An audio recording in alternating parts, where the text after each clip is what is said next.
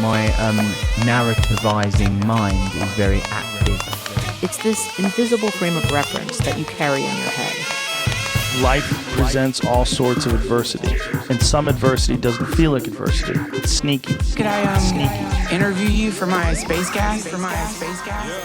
What the hell is going on here? I love it. Any questions about what anything is? Is that a turntable? That is a DJ controller. They're based off of turntables. Turntable is like old school, like, isn't it? Yeah, like a record player. Yeah. Yeah. So how old are you? I current 19? 19. 21. Are you serious? Are you joking? 16. I'm 27 as of last month. Dude, I don't know you at all. How could you, like? So we met at a rave. Yeah. And I was highly vibey. And then why did we... We started talking. My sister was talking to you initially. I don't know why. And then she's like, come on, meet this guy. And like, you had these things like drawn on your face, like tribal thing. I was like, this guy knows shit. This guy's seen the life. So we got talking, and then I'd say the cold kept us talking a wee bit more. Because you were making your own cold baths in a garbage can? Yeah, in a wheelie bin, yeah.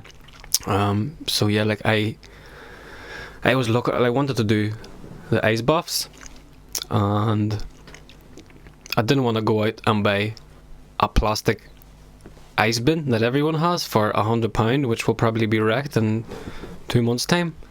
So I says, I'll go out and I'll buy myself a wheelie bin. What's an ice bin? Like a 100-pound ice bin? I'd say it's just, like we plastic tub about a meter high, and you go in it, and it's for ice baths. Yeah, there's a lot of different companies that do them, but they're longer than they are tall or something. It's literally like this. It's a small wee thing, and you have to like squat down into it. And I didn't think I would be very comfortable. You can get good ones, but you need to spend £300-400 for a proper bath. Yeah. So my alternative was getting a wheelie bin, filling it up with water, getting in it. That's a lot of my style, like what you see here. See, I got some sound installation stuff over there, which is just pillows, which I found. My lights. I went on Facebook Marketplace. Girl had 2 lamps for sale for £5 with lights in them. Bonus. £5, so cheap. Professional grade.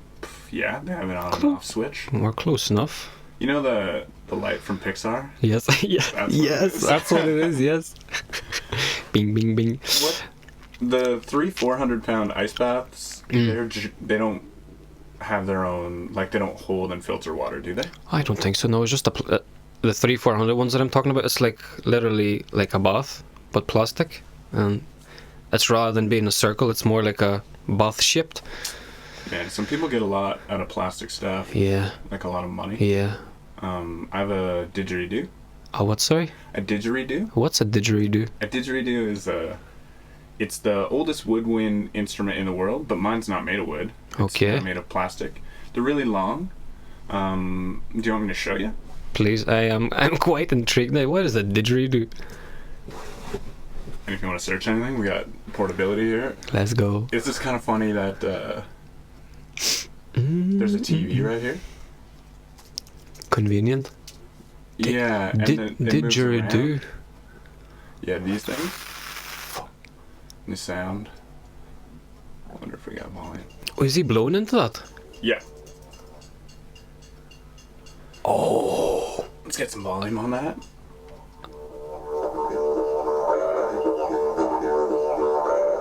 They have the crazy sounds. Elephants respond with them.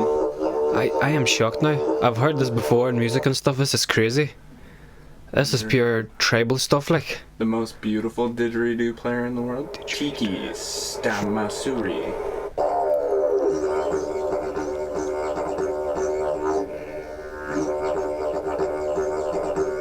I don't know if we're even allowed Col- to show this. Colin, I'm probably copyright, so no, but I am shocked at this. And you have this?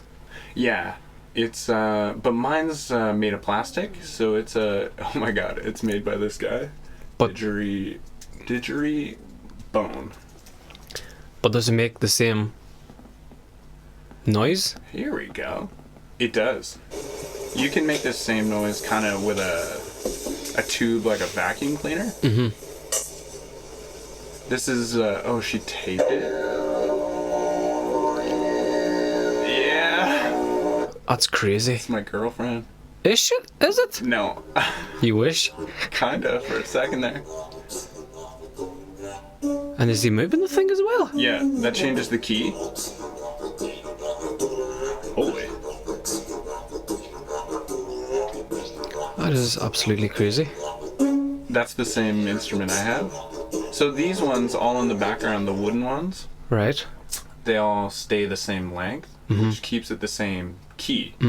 Which keys are just steady, like but then there's frequencies above the solid key of wait, no, that's going up in key. It's hard to describe, but they can't change key because they're a solid length. Yeah. The stretchy one can change key, so the longer it is, the lower the note, the shorter it is, the higher the note. See, the people that were playing the wooden ones that you showed me earlier, they were changing the noises. Or they're just doing it from here, from themselves. It's like, It's hard to describe, but the key, the bass note key, stays the same the whole time. And then the rest of the frequencies on top. So like when I talk to you, I have this low voice. It's way down here. But that's the tone of my voice. And if I stay monotone, I'm kind of talking in a key that's monotone, and there's always this resonating, that sound. But then you bend the top frequencies.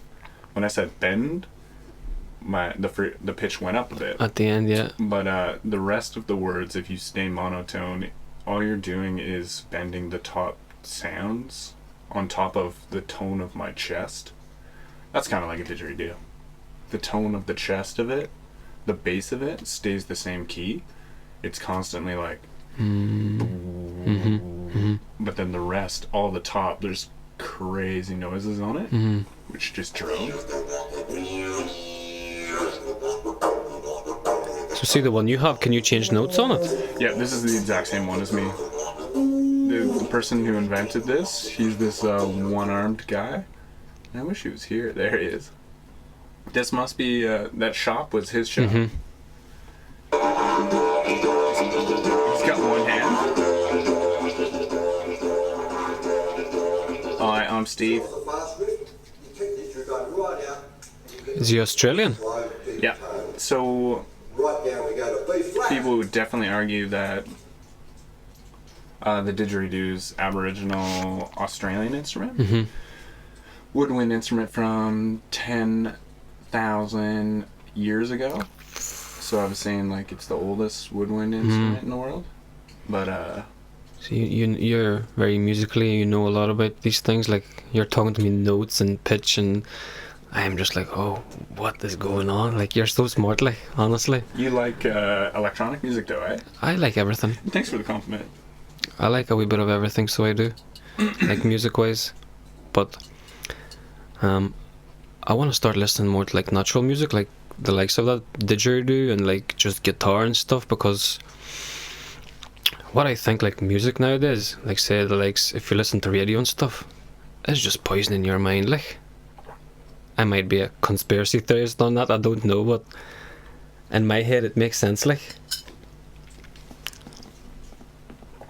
I've been leaving a tea brewing up there for so long. It's gonna be so jacking. It's right up there. Oh boy. what do you, green tea? Yeah, this time. Green tea? Yeah, I think in the bottom of it. Oh no. I can't remember if I put red tea in the top. Dude, you want to know about tea? Do you know about tea? You're a tea expert as well? Not quite, but my friend likes it a lot and got me into it and showed me the ideas. And I dated a girl who was very Into tea? into tea. So tea is the leaf, like it's the name of the plant. Mm-hmm. A lot of it is in like China, Japan, maybe India, are the places where tea can grow. Tea's the plant. So when we call things like peppermint tea or chamomile tea, that's kind of a not super correct way of saying it.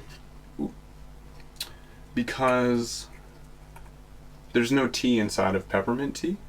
If tea is the plant, tea is it's an actual leaf. Yes. And it's the one that you have that's like red tea and stuff like that. Red tea can be yellow tea, white tea, green tea. Those are all the tea plant in different forms and in different fermentations. But chamomile tea is just like chamomile flower. So there's actually no tea in there. We just call things tea because tea got so popular, like red tea in the UK and stuff. Chamomile tea? Chamomile is just a flower, isn't it? Yeah. So there's no tea. No actual tea in it? So the way we should say it for the English language to communicate correctly would be chamomile infusion. And that would be the way to go. Or like peppermint infusion, because you're just infusing peppermint leaf with water. Yes. Tea.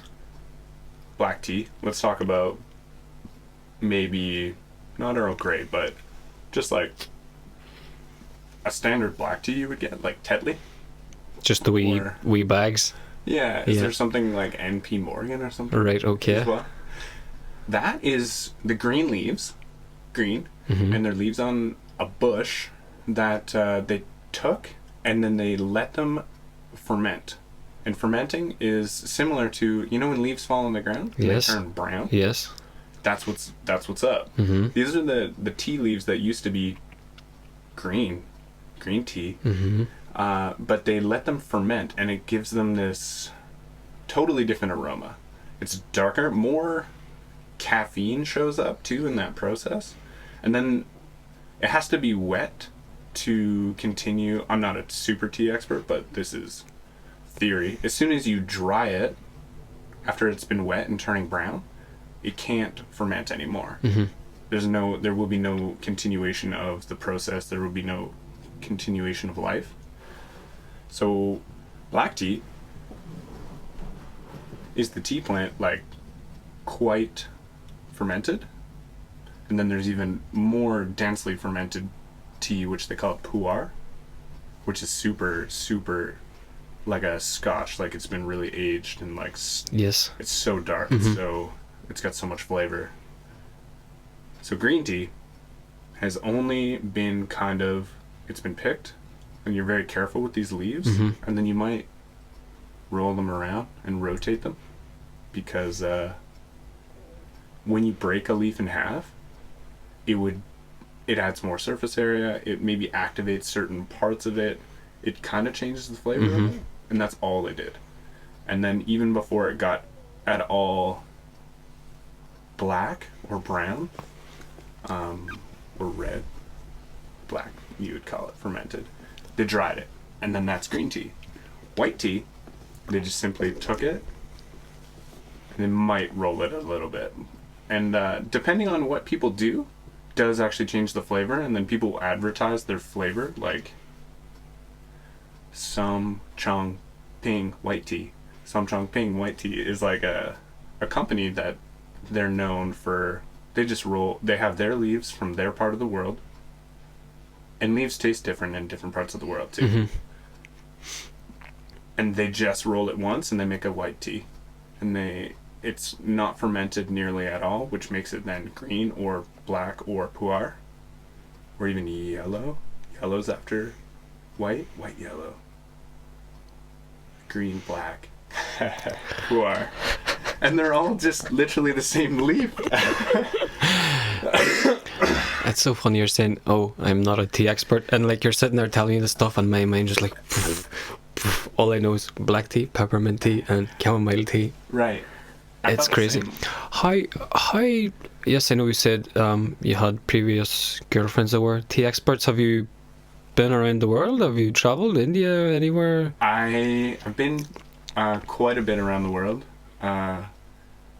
Lucky for me. And then So when I was 19, about 17 or 18, my dad came back from Europe, and we're Canadians, and growing up I thought beer was such a valuable thing and stuff, and it's so weirdly praised in our culture, like if you can drink a lot, you're kind of cool or something. And like everyone does literally celebrate with alcohol, and I still do, and I still drink beer. But he came back from the Czech Republic and Europe, and he was just talking about how good the beer was and how late things were open and how much more nonchalant it was to consume alcohol, which is a liberty of people, and it doesn't need to be like absolutely kept in like tucked away, which it kind of feels like it is in Canada. Can't have it like can't have it exposed at all between the beer store and a private establishment. So you're in a shop, you buy 4-pack of beer, it has to be hidden until you get to your house or wherever you're going? Well, if you get pulled over and there's visible alcohol anywhere, unopened or not, that's means for like drinking and driving. That's like you can be considered drinking and driving. And then you cannot drink in public. So there's no I don't know. I've even heard as far as if you're walking with a case, you're fine if the case is totally intact. But if you drank one beer out of the case, it's an open case. Therefore, you were holding an open case, therefore you're maybe drinking in public. So that's as far as they could go. It sounds super strict. So very strict. It's humans only have so much time, and police are humans too, and they're pretty lenient. Like it's not, although when we were younger, like if you have any open alcohol, it's like, and they're trying to teach you at a young age not to have alcohol. Yeah, you really want to stay hidden with it from the beer store to the house, or from one house to another in Canada, compared to flat out Germany. Being you can drink beer on the street, you can that's fine. Out in the open, it's just a part of, it's in the grocery store, stuff like that. Would you be a big drinker yourself, Colin? Beer drinker, yeah. Yeah. So how often are we talking here? Days a week, man. Like pretty on average in the past, it's been like 3 days a week would at least crack 1 to 2 beers. Yeah. If not, like adding to the weekend going out with people. Fuck, it could turn into just 6 days a week pretty easily with like 1 beer. Yeah, been there, done that. Because I don't know, the industry I'm in and how good it tastes and how much I really liked it and praised it over time. Would you not get hangovers or anything the next day? No. I would, but I think I was in a constant state of a hangover, so I didn't really realize. It's just like it's the norm. Yeah. Until I was 25, I discovered breathing exercises at 25, and then from there, maybe a couple months later, my body was like, "You can run too. Like you have enough energy to do everything you're doing and do exercise today." And then when you start doing that, you notice that alcohol makes it harder to run and feel motivated to run. Yeah, I use breathing exercises though quite well to make myself feel better. Yeah. These days, I don't know if I'm using it to make myself feel better as much as I'm using breathing exercises to... Oh shit, no. I'm making my mind clear out a bit and my stresses of whatever's built up in my body or like whatever's coming up when I'm trying to breathe, because breathing's hard by myself now, which is actually a show of why is it hard? Well, things are coming up to tell me not to do it, and what are these things coming up to not do it, or like whatever's coming up is the actual things that might be root problems that I have. That are helping me not be able to sit with myself and just take one more breath. which I could be at like just 13 breaths or something. As opposed to, I usually do Wim Hof style, like 30 breaths, breath hold, and then try to do like 2 or 3 rounds. With that, opens a can of worms to so many topics. Yeah. Breathing exercises made me feel better. But now, man, in Ireland, the culture is so wrapped around going out and drinking beer. It's so wild. Especially in like I don't live in Belfast, but like I've been there myself. Just the culture in this country, you just get consumed by it. Like it's the norm. So you go to work, come Thursday, Friday, Saturday you drink, Sunday you maybe recover, Monday, Tuesday you feel like shit, maybe have a drink on Wednesday, and the cycle just keeps going and going and going, and it's crazy. I've been in that for very long, to a point where now like I don't touch it no more. Like I'm done with it. Like I am content and happy living my life without it, and like I can go out. Like I could go out with you tonight if we're going out, and I could have fun just without the alcohol, you know, have the banter, have the laughs, have everything. But for me, the alcohol is it's such a downer. So many bad decisions in my life where like if you drink it, that's okay, that's on you. But for me personally, like I don't want to be near it anymore. It's a poison, and it's a poison in society, and like it's the norm. It's okay to go out every Friday and drink, and then but when you look at it as a whole, like right, I've drank 4 times this month, so every Friday, and then you zoom out some more, I've drank every week for the year, every Friday, and then the further you go, it's like, what the fuck? But yeah, that's my take on it. Like I personally, I don't like it no more. I can't. That's so sensible. It's not the way no more. Like I'd rather go out for a run, go to sleep, wake up, go work out. Oh, waste. For me personally, waste. I can't. But like to the breathing stuff, yeah, like I practiced it a wee bit myself. The Wim Hof, I really like it. I suggest everyone would at least try it. It's so good. Try it. Especially at the start. Like the feeling you get in your body, it is absolutely crazy. Like if you're laying down, I'd suggest to lay down. The first times it's easier to concentrate, and like once you do it, like your body's just like, it's all tingly, like, you know, it's amazing, absolutely without amazing. Being worried about it, because you're destined to have, what I tell people is you're destined to have change when you do something different. Your body's definitely gonna feel different when you do something different. Hey, there's lemon. And I seen that earlier. Yeah. Thank you very much. No worries. And I ran the tap for a while to make sure more clear water came through. I drink the tap water. I don't mind. Good. I got mine tested recently. I Yeah. don't have the results. I would tell you what's in it. Is But I don't know. tap water good? Very debatable. Okay, so if you live by a stream and you're sourcing your water from that stream, and then you have like clean pipes to your tap in your house, some people in Canada have that. I know some people. They live in the forest, I guess we call it, and yeah, streams come out of from water accumulating from the high ground.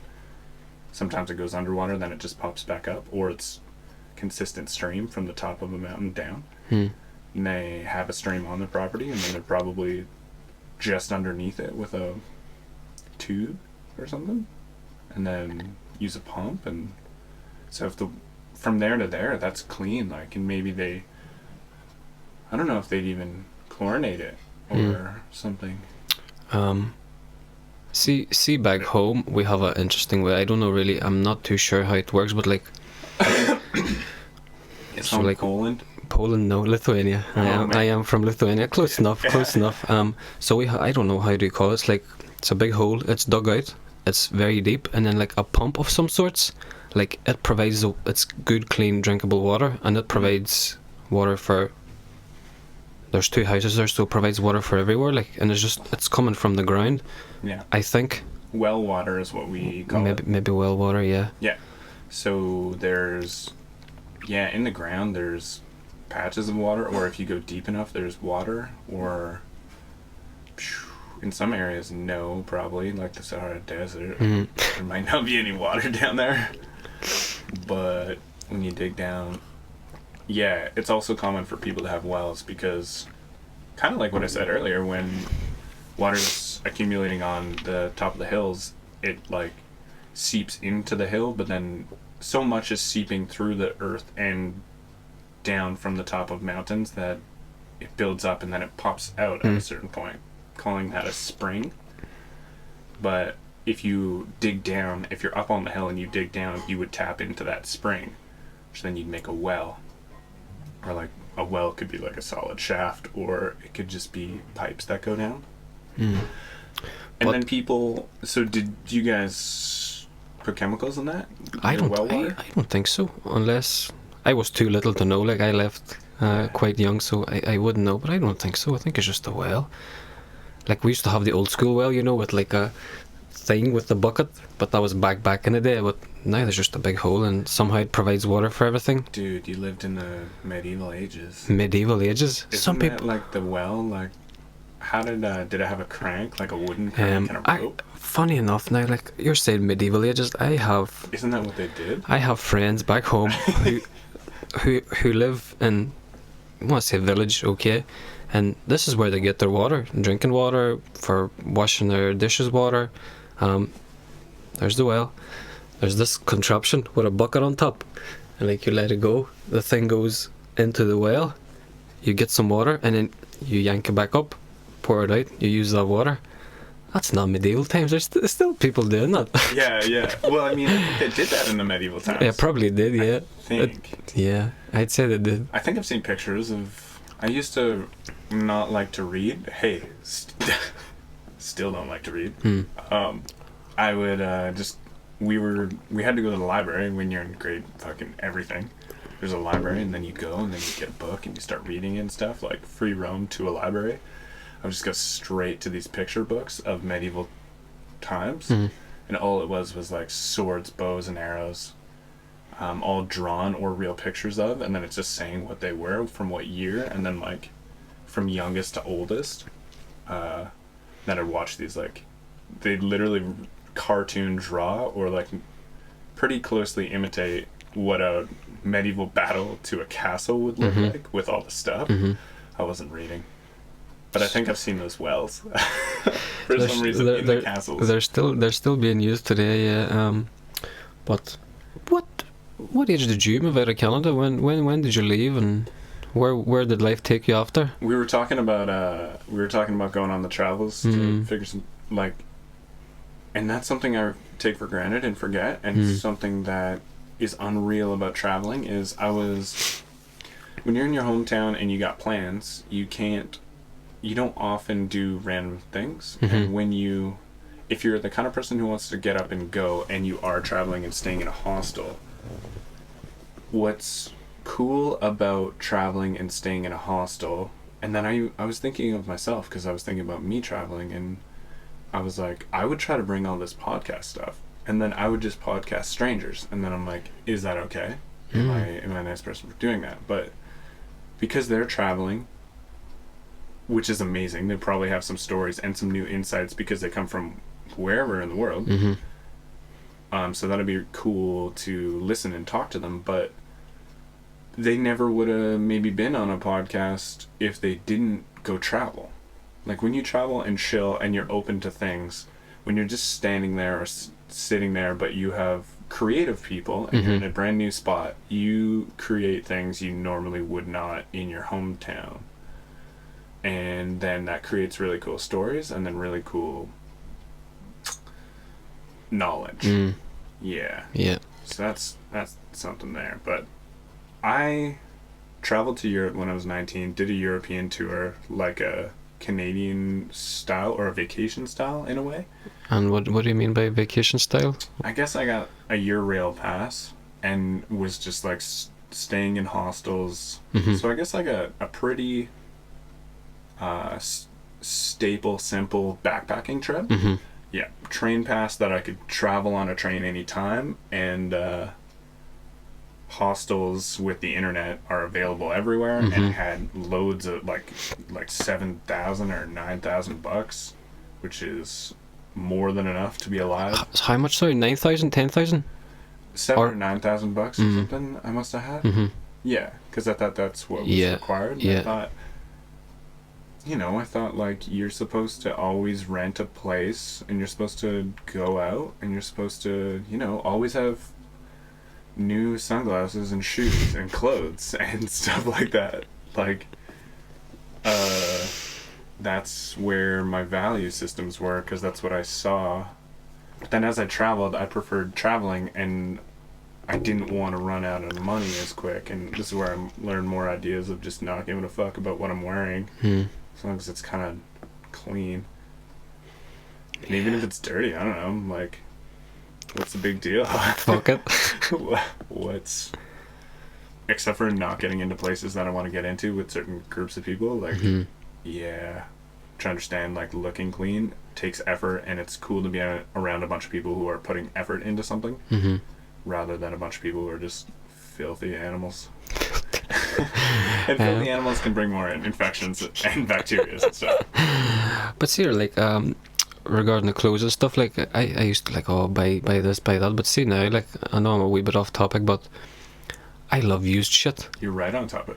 You know, like, there's a website, Vinted. Don't know if you've heard of it, or like, Yeah, go on. it's like a charity shop but online. And like, me and my woman, we always buy second-hand stuff, and like, there's no way in hell I'm spending £40 on a t-shirt. Like, I'll give you £2 for it. Yeah, I'm content enough. Like, money's hard earned. Like, don't be going out spending it on clothes. Like, there's so much clothes out there in the world. It's crazy. Man, It is crazy. there's more than enough clothes out there. I was at a clothing shop and a party. There was this clothing shop has DJ decks built into, like, right near where you would check out, right near the till. Like, the continuation of the table is DJ decks. Cool. Like, Very cool. turntables, which are, if they're the Technics, they're worth a lot, and they're really nice, and they still work from like the 80s and stuff, 70s. And then like brand new fucking controllers, pimping. Places pimping, but clothing, yeah, was expensive. And to spend, maybe if you're making 10, 12 pounds an hour, it would take 5 hours to afford a certain shirt. Which,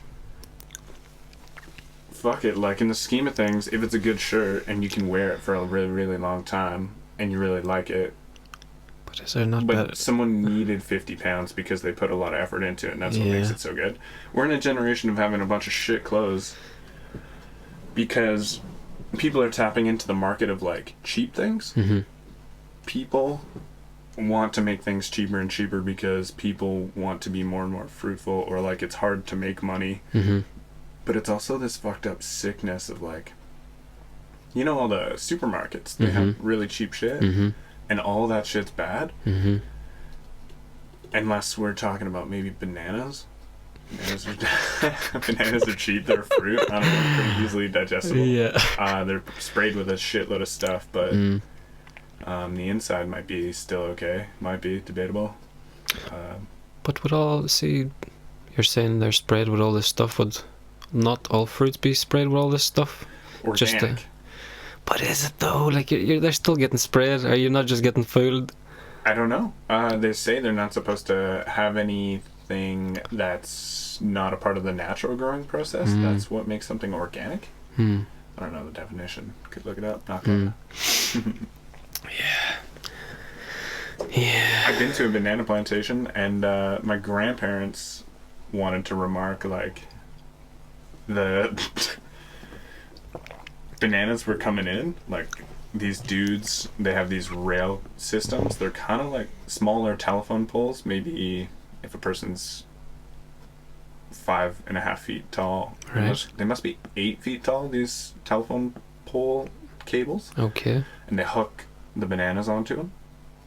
Bananas, they have like one big stem, and like they grow off that stem in those bundles, which we have at the grocery store, and then you can hook it to the cable system, and then you go out to the garden, the grow up, the banana plantation. Go out there, cut these big stems. Hang like 10 of them, so then they're like a train of banana stems. Pretty heavy, I'm sure, and then these guys are hauling them in. and right at the factory there's like a rail line would have a split. Half of the bananas went to non-organic, and the other half just went to organic. But they're the same bananas. It seemed like they were coming on the same journey together. Yeah. At the time. And then the difference was the organic ones got stickers on them. The other ones didn't. Yeah. And like, we don't know.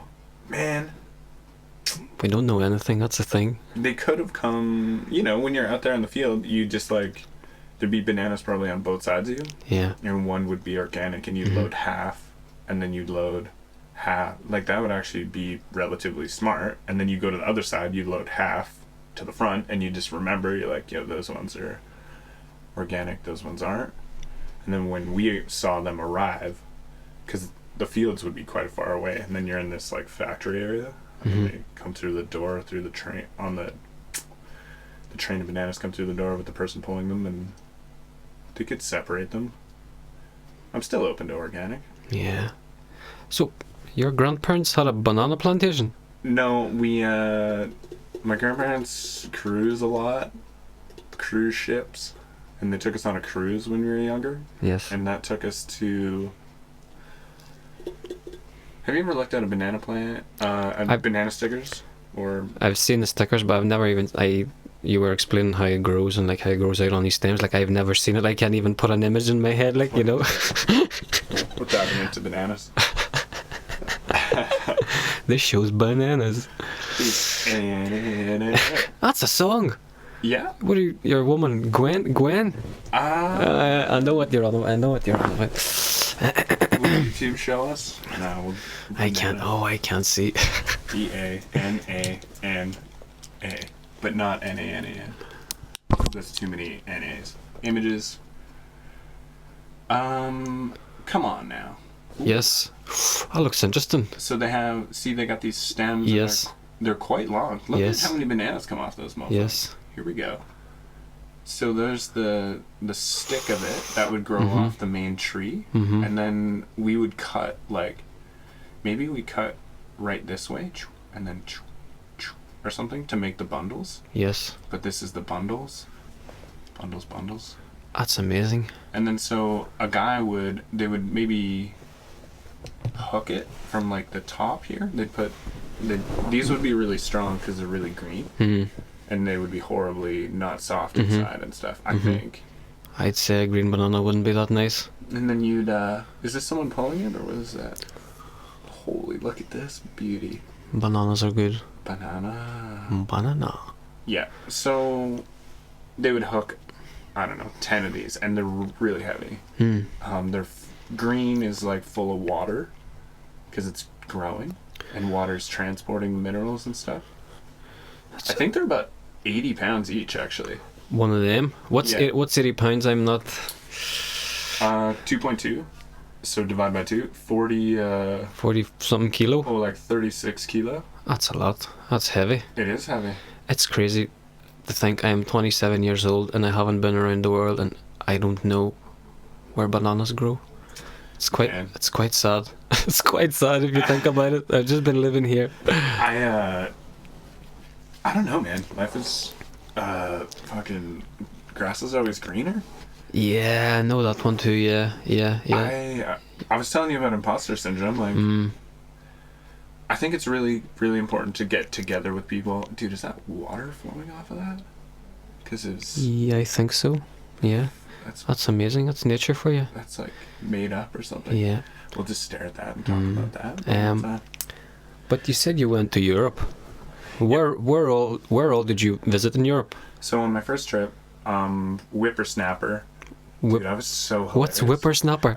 Is this the name for your first trip? It's just it's what we call like young people in Canada or even America. Okay. Yeah, you'd call someone a young whippersnapper.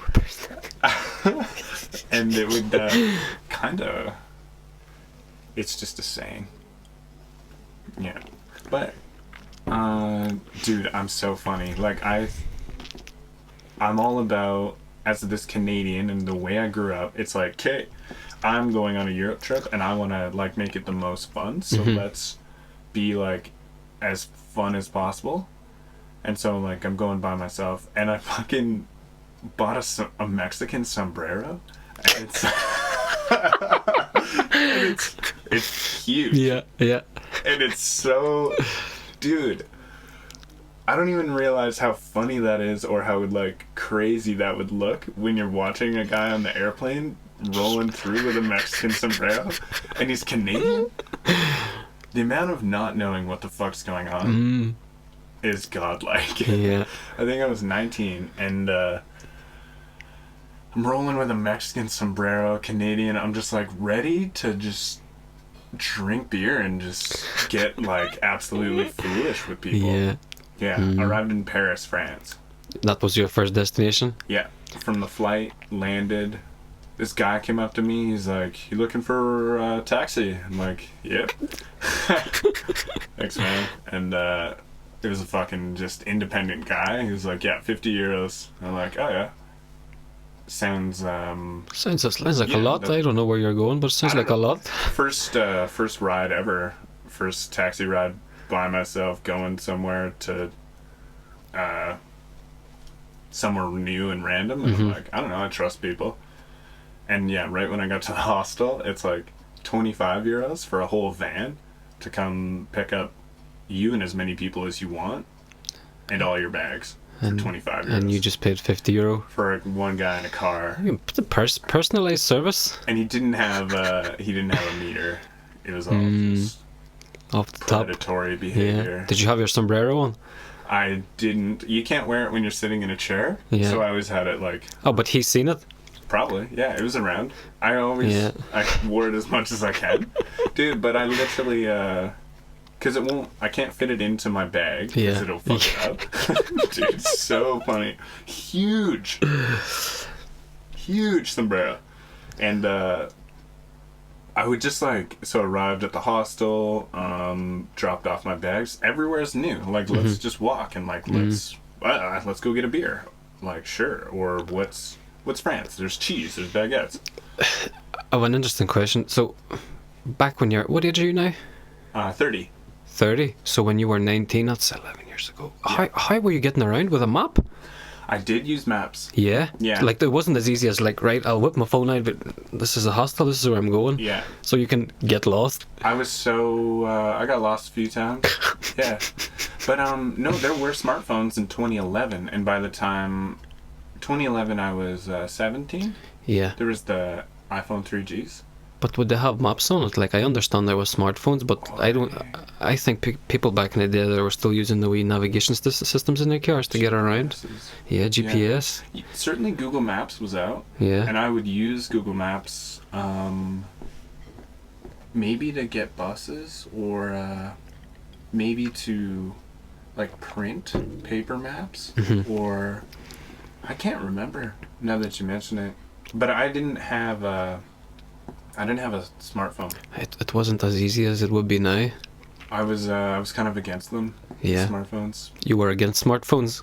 Yeah. When you say it wasn't as easy, it's so wild how I didn't think about the value system of it being harder, or it being annoying or anything. I was so open to everything around me in the physical. Dude, I use my phone a lot, man. Now, and we all do. And I use it less than other people, I'm sure. But my value system was like, see what's around you on a walk. And I didn't look at the map ever until I needed to get to a place. Well, I don't know how that makes sense. What I mean is, right before I left the hostel, there's paper maps, you fold them out, someone tells you there's the Eiffel Tower. I'm like, okay, I'm going to try to get there. I'm going to look at this map one time. And I'm going to try to remember this many blocks, go this way, and then relatively try to feel it out. And then so I'm wearing a sombrero and I'm just watching people watch me. And I'm walking through Paris, France. And I just looked at a map one time, and now I'm going to all the monuments that I can to see as much as I can, because let's make things worthwhile, and like, let's start a ruckus and as much of a good time as possible as soon as possible. And really in the area and in the physical and watching and seeing and trying to remember and trying to make a mental map the entire time. And then I'm not even open or worried about how hard it is, because you kind of know that you're gonna fuck up.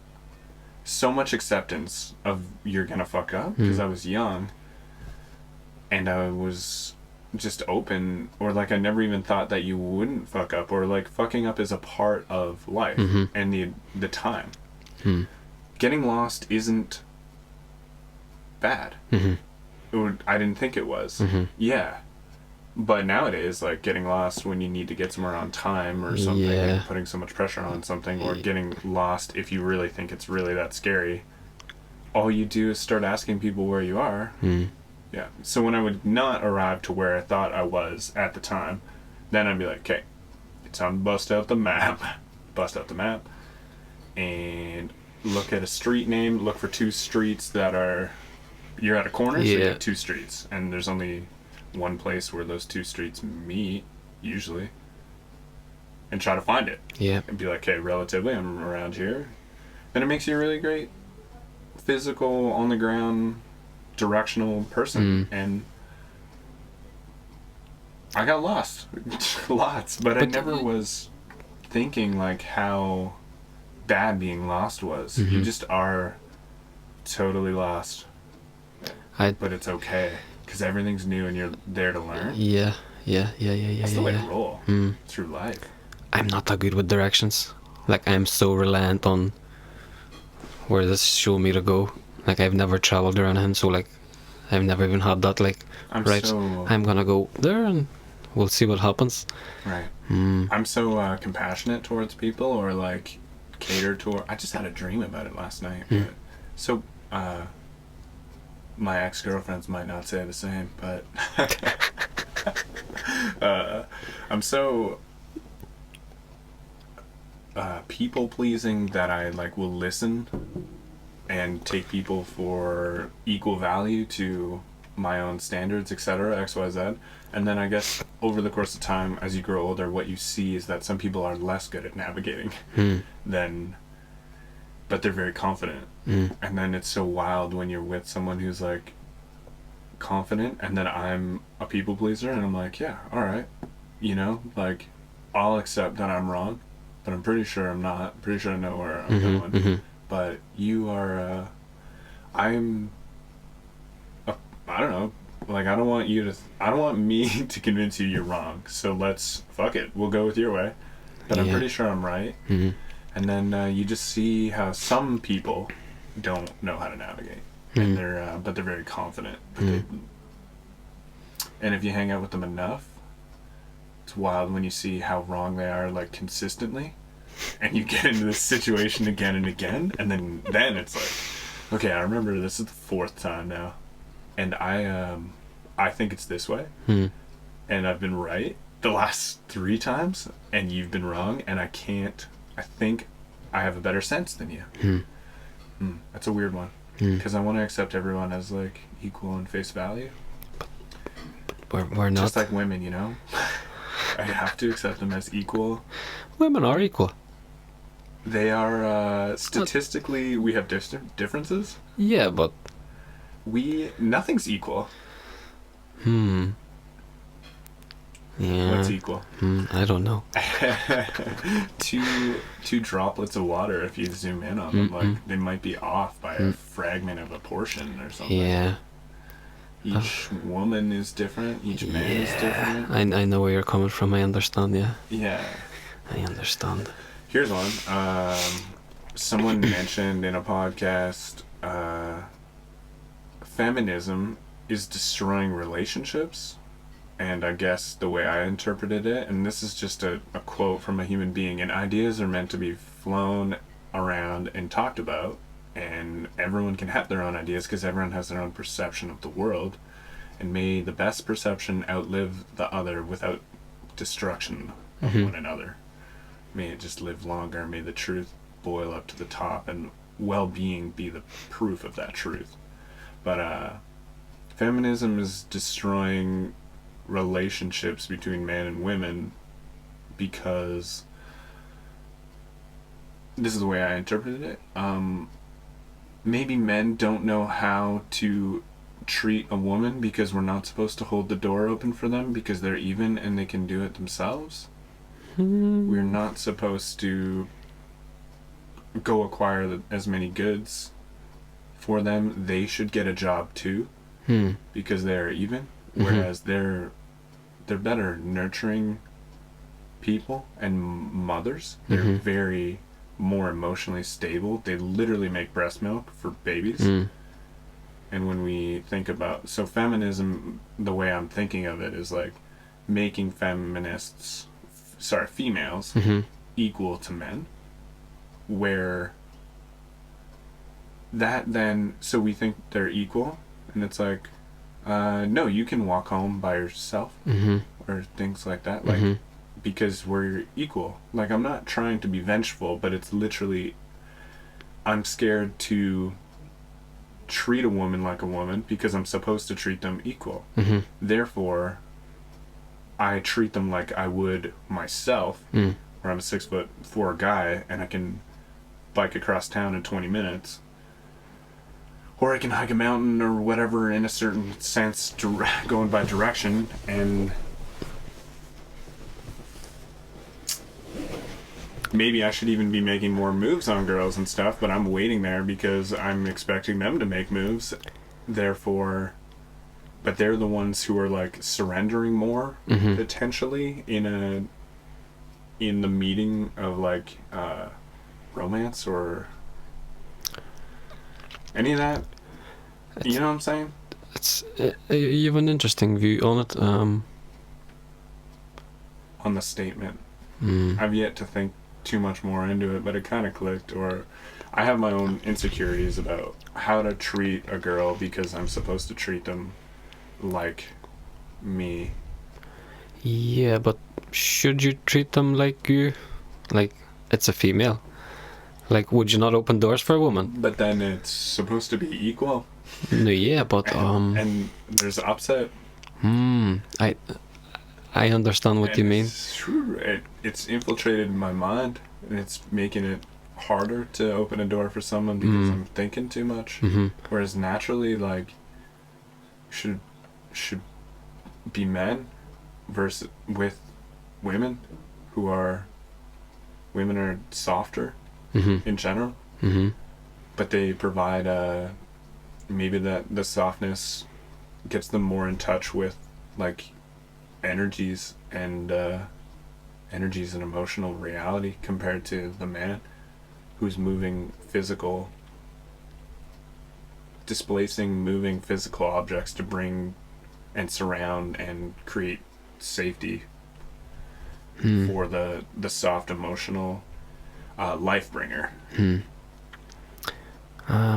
Interesting. Me personally, I love women. Like, I will open the doors for you, and like I will do stuff for you just because you're a woman. Like, we came from a woman, and yes, I know we're equal, and maybe you shouldn't do that, but you're from a better place than me. I don't know. Maybe you know, like, I grew up around women. Maybe that's why I see it differently. Like, I grew up with my mom and my sister, so maybe I only had my mom, and it was all boys except for the dog. Yeah. But yeah, I think maybe Canada has more a new. Wow, watch my words here and watch me come up with a brand new idea. I think Canada has a new grounds in a new country, and it's made of a lot of different places amalgamated into one, but it was colonized by the British, and the British are there to acquire resources, to acquire massive amounts of wealth, and what comes along with that, and to create that, or to continue that flow of the wealth that is being built for people who were wanting to go to free lands but then got marked with a social insurance number to then be a part of the system to pay taxes to these ruling class, or the people who dominate, to take their large cuts out of those taxes, to to keep that system perpetuating, I think it's better to keep people divided and not super well individually, and not like with a full understanding of what reality is, or like the best well-being for human beings. And that's easier done because we're not a long-time culture. We were put together, and then now we said we would follow rules potentially. Maybe you're a brand new immigrant and you get kind of told or indoctrinated, or you arrive to a new place, you want to follow the rules, and if the rules are what they are so you don't go to jail, or what beliefs the people have to not cause any issues, you'll start doing that. And if the beliefs like started being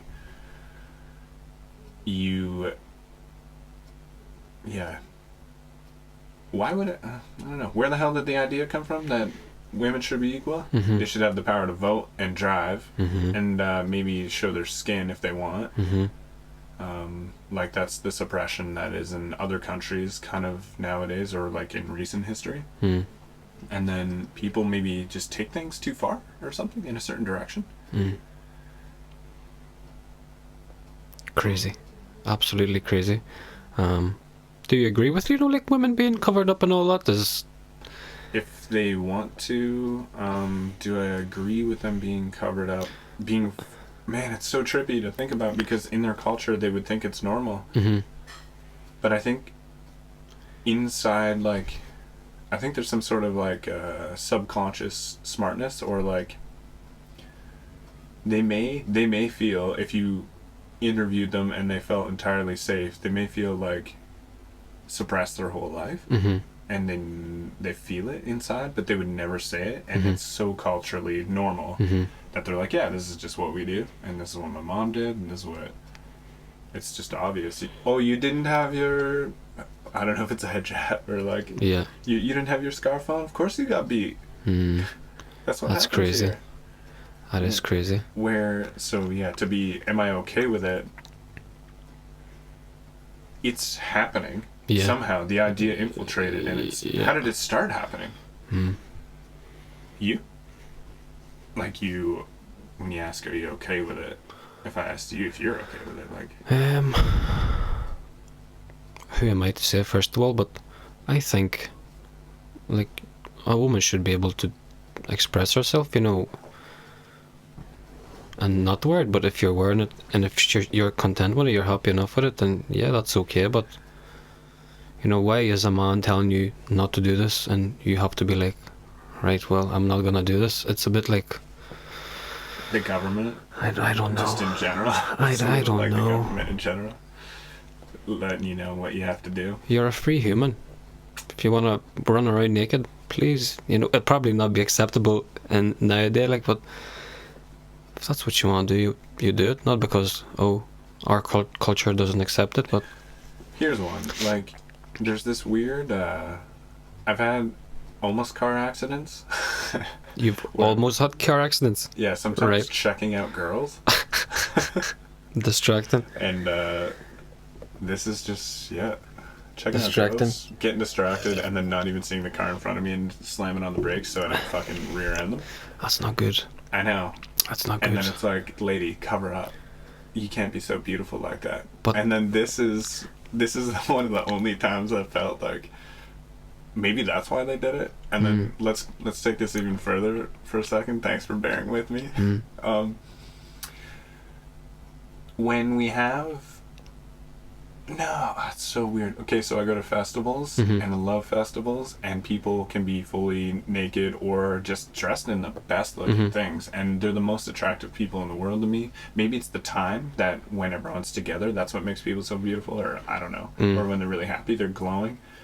Or if they're into the same music as me and we're at the same show and I'm having a great time, then I just perceive everything as more beautiful. Or they are there too. And when you're there and you get used to them being like totally naked, you kind of actually don't jump or have as much sexual drive, which then still keeps them safe, etc. So one of the worries is having people dressed really naked, and then guys have urges. Okay, so my theory is, like, right off the top, or what I'm trying to digress is, like, if people get totally naked, and then that really excites me right off the top of my head, but we're not supposed to be reacting in a sexual way, is I guess it would be obvious. It's like, well, you have to ask for consent would be the way. And then it's like, now, has it always been, or is it supposed to be like sex? Well, sex should be consensual, but Yes. so then sex is just always verbally consensual and not physically anymore, in a way. Interesting. Did I make any points there? Yeah. But for me, it's I've been there myself, and like I'm just trying to shake that off in a way where like you see these women, and then straight away your head tries to sexualize them. Like you look at them as like, oh, I'd love to make love to you, but I don't know, is it because I've been in a relationship for quite a long time? I have my woman, and that's okay, but I see a woman, right, okay, you're beautiful, or you're doing this, you're doing that. It's more like, go you, sister, rather than like, oh fuck, you look so good, I want to do X, Y, and Z to you. Yeah. But yeah. Like, so, even with a partner,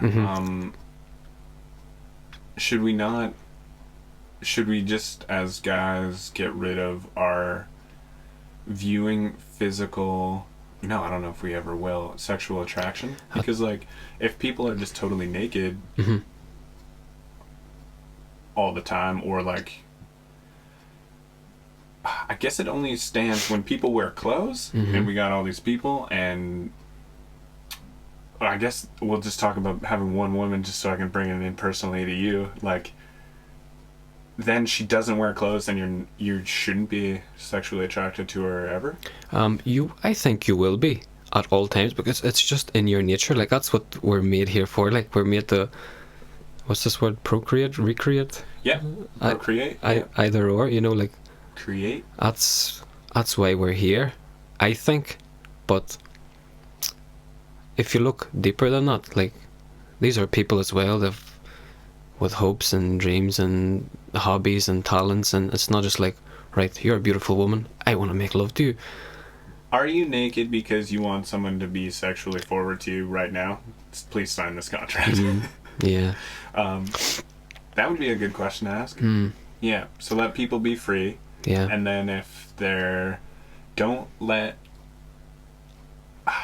it's been such a cool time conquering the sexuality part of myself and being, just all around. It actually maybe has made me more, I don't know, maybe debatably has made me more sexually active with people, being calm about my sexual impulses, like burying the excitement of ever having a sexual interaction with somebody based on how beautiful they are in that moment, and then continuing to just be within my ego and being like, hey, I'm this guy, and this is what I think I have to offer, and this is what I think's going on in this scenario, and that sexual urge that I have right now, may as well bury it, because fuck, it's too bad it's gotta get buried. But I say that just because it's hard to do, or it hurts or something, but may as well bury it, because I need to make sure that this person's completely okay and comfortable. Like, now is not the time to have this sexual urge. Shit, man.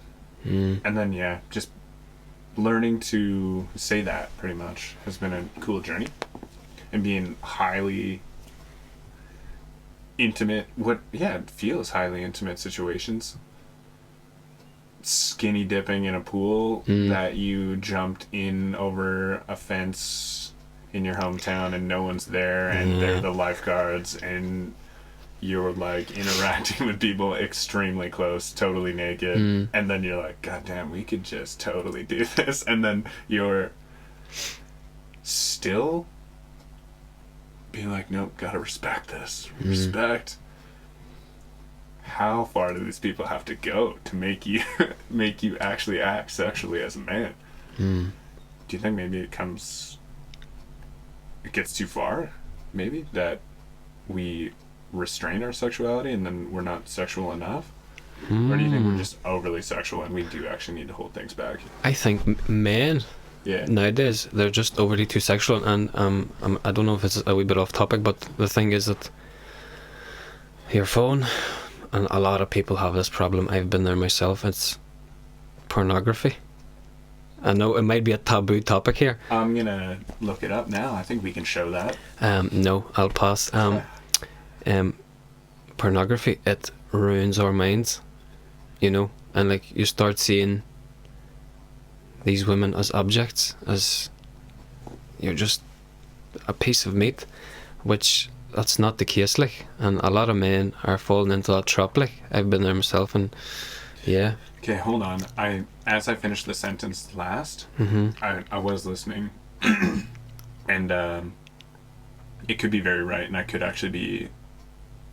be affected by the mind state of pornography from a young age, from about like maybe it was 12 or 14, and I didn't even know, because it's my reality that I normalized, because I watched porn for like 10 years after that, a lot. Yeah.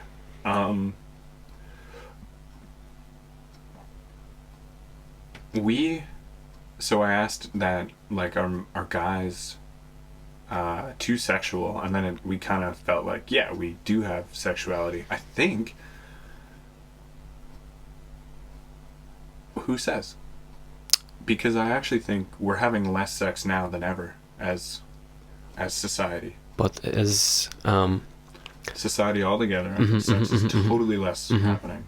yeah, I think consensual meetings and actual like love might even be down. We have productivity and capitalism and money, but we have, I think, less meetings of beautiful conversations, hand holding, I think, than I'm imagining a tribal ways of growing and hunting and being. I think people are less interacting with each other in such a sensual way. And I do think that sex partners and sex and birth rates are going down around the world. So then we have a mindset right now, as we are, that we're too, even where we are right now, we're too, we sexualize too much. Maybe that's causing that problem, or maybe it's not a problem to have low birth rates and stuff, and then maybe but then I ask who's the judge of how sexually forward we are? Do women not like it when men are not fucking physically dominating without consent, but physically maybe I don't know the difference. Chit? I wanted to say gesturing, but I don't know if that worked, so I stopped what I said. Physically complimenting, physically lots of more hugs. My brain just went. That was deep. I didn't know. I never thought about this. But we're saying it out loud. We do feel this way. Who came up with that idea? And we're lowering our birth rates? Is some people's theories? Is that an actual fact? Like, is birth rates getting lower and lower? Elon Musk says so. Yeah. And other people talk about with 2 people dying and 1 person being born. Rather than in the past, we had many, many more babies, younger age. I'm 30, I still don't have kids, etc., etc. And you? I don't have kids either. Yeah. Yeah. There was a large population boom and now it is going down. And then there's talk of how that'll affect having a whole bunch of people alive who are old and no one young with energy or physicality to take care of the old. Therefore, like, whoever we think we are, we're in a city and we walk to the grocery store and buy our food there. If you're in a city, and advise people to, you know, start being more sustainable, grow a small garden as much as you can, trade with people. If young people or someone doesn't do the energy of putting that stuff there, everybody dies. If someone doesn't put that stuff there or gets it to us somehow, cooks it, everything, we're dead. Yeah. That's just plain and simple. Simple, yeah. Just to go back on what you said earlier, like you're saying, I think you said love isn't anymore like holding the hands and hugging and being sensual and stuff. And like, do the tribal, like you mentioned tribal people, would they be doing much of that? Or man, we have mystical ideas of tribal people and stuff. I don't know if No. I actually was at an ancient forest blockade, and that ancient forest blockade was a very crazy place to be because there were massive, really, really old trees. Ancient forests are, so if you imagine Canada and settlers came to Canada and there are trees everywhere, but when the trees everywhere were around, they became huge in certain parts of Canada. They were as wide as from me to the wall, or bigger, man. Absolutely. That's and they're crazy. Thousands of years old, and they're, let's say 50 meters tall. Huge trees. And you're doing great. The way we have to sit cross-legged to be like kind of comfortable. No, I like sitting like this. So This is comfortable. got distracted there. Okay, so Canadian settlers, then there's these forests, their ecosystems were never touched for there was apparently a giant apocalypse that might have happened 10,000 years ago, and that was like the last ice age, 10,000 years. And when settlers came to Canada, say that those forests were never touched for 10,000 years, and so they have these dense intertwined ecosystems. There's trees 50 meters tall. There's at least 3 ecosystems. The very tree tops, the middle of the trees, branches, etc., for many birds, or I don't know, bats, whatever, mosses. It's an airborne, but also there is like squirrels, all these things. The ground, the very ground itself with the moss, actually 4 ecosystems, and then under the ground where all the roots are in the trees, etc.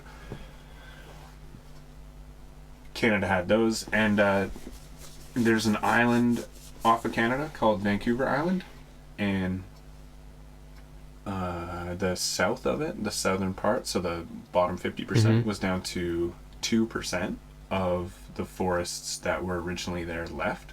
So everything kind of looks, some pictures are coming up on the screen here, but everything looks like a forest you would walk into nowadays. And the trees are only 10 to 15 meters tall. And everybody's worlds are different, but on the west coast of the Americas, there is so much water and such mild temperatures that the trees could grow absolutely massive. This is where the giant redwoods are, and many other styles of very, very large trees.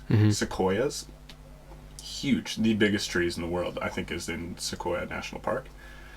And all along that coast, those were there. And there's 2% left of that original forest, which means that whole table, maybe, that's how much is left, and the whole thing is the rest is maybe half, maybe 3/4 is these small trees now, which when you zoom out, it's like grass. It's a monocrop grass for our toilet paper, our paper, or whatever, and to make certain monies, etc. But the ecosystem that lived there gets totally wiped out, which, oh man, it's hectic. Not trying to be super. But it's crazy. It's happening all over the world. Like, Downer. it's not good. Yeah. Not good at all. I don't like receiving bills in the mail which have a statement of 0. I'm here, and there's these statements that come in for cell phones or power, and it's like, your current balance is this current month $0. Thank you. And I know it's official and shit, but dude, it's paper, and it used to be alive, and it's an ecosystem. Like, we live in an ecosystem. Holy shit. I'll try to say this quickly. Duncan Trussell with Joe Rogan talked about how humans just think we figured it all out, and over time we figure out what we knew was totally wrong. For example, how to heal something. Like, you have a rash on your head, and it's like the rash is kind of going around. Some guy's like, yeah man, you piss in a banana leaf, and you take 9 of them exactly, and you leave it on there all night. Wrap it around your head, leave it there all night. That'll get rid of it. And people are like, yeah, sounds good. Let's do it. Yeah, fuck yeah, it works for me, because some guy's immune system worked or something. Whereas, so that's what people do. Then it turns out later we find out that does absolutely nothing. Yeah. At the time. So this is still where we are. We still believe we know the weather, because we have some things that are sort of accurate. We know where all the stars are, how the Earth rotates, X, Y, Z. We think we have a grip on what's going on here, where we probably in the future are gonna find out we don't. We're exactly like as stupid as the medieval people were for 200 years from now. We're fucking jackasses. And the EMFs that are coming off all this Wi-Fi and shit, like, we got no idea what's going on here. Cool. So I said that, but ecosystems, yeah, that's me saying as well. We're like disassociating ourselves from what is truly real, which is like our Earth, and then our Earth is a part of the galaxy and the stars, and I think it's probably important to look into these things a little more rather than money and wealth, simulated wealth between us. It's crazy how governments would take, like, the places you're saying in Canada or Vancouver Island, and just chop all the trees down for the sake of currency, where you're killing the earth.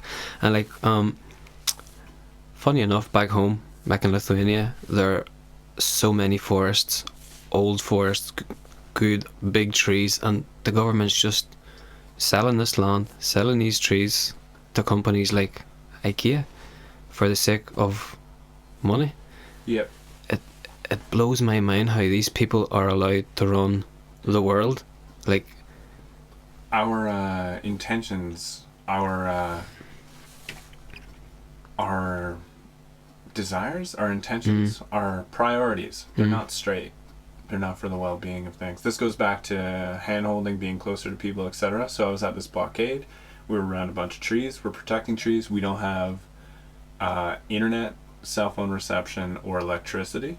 So we are just people, and we talk, because that's the only way. And it was really neat navigating what is truth as well, because people's emotions affect what is truth so much. It was wild how gossip, bad news could spread so quickly, and fear could spread a false information quickly. And it was wild navigating it, because you're on another side of a mountain, a couple hours from someone, and before you could talk with maybe someone in depth and see if they're emotionally okay, because it's been a few days, because they might have got arrested, or like they might have been rained out, or they might be sick, tired, they might have had someone else show up who's really, really scared, and they affected their small group.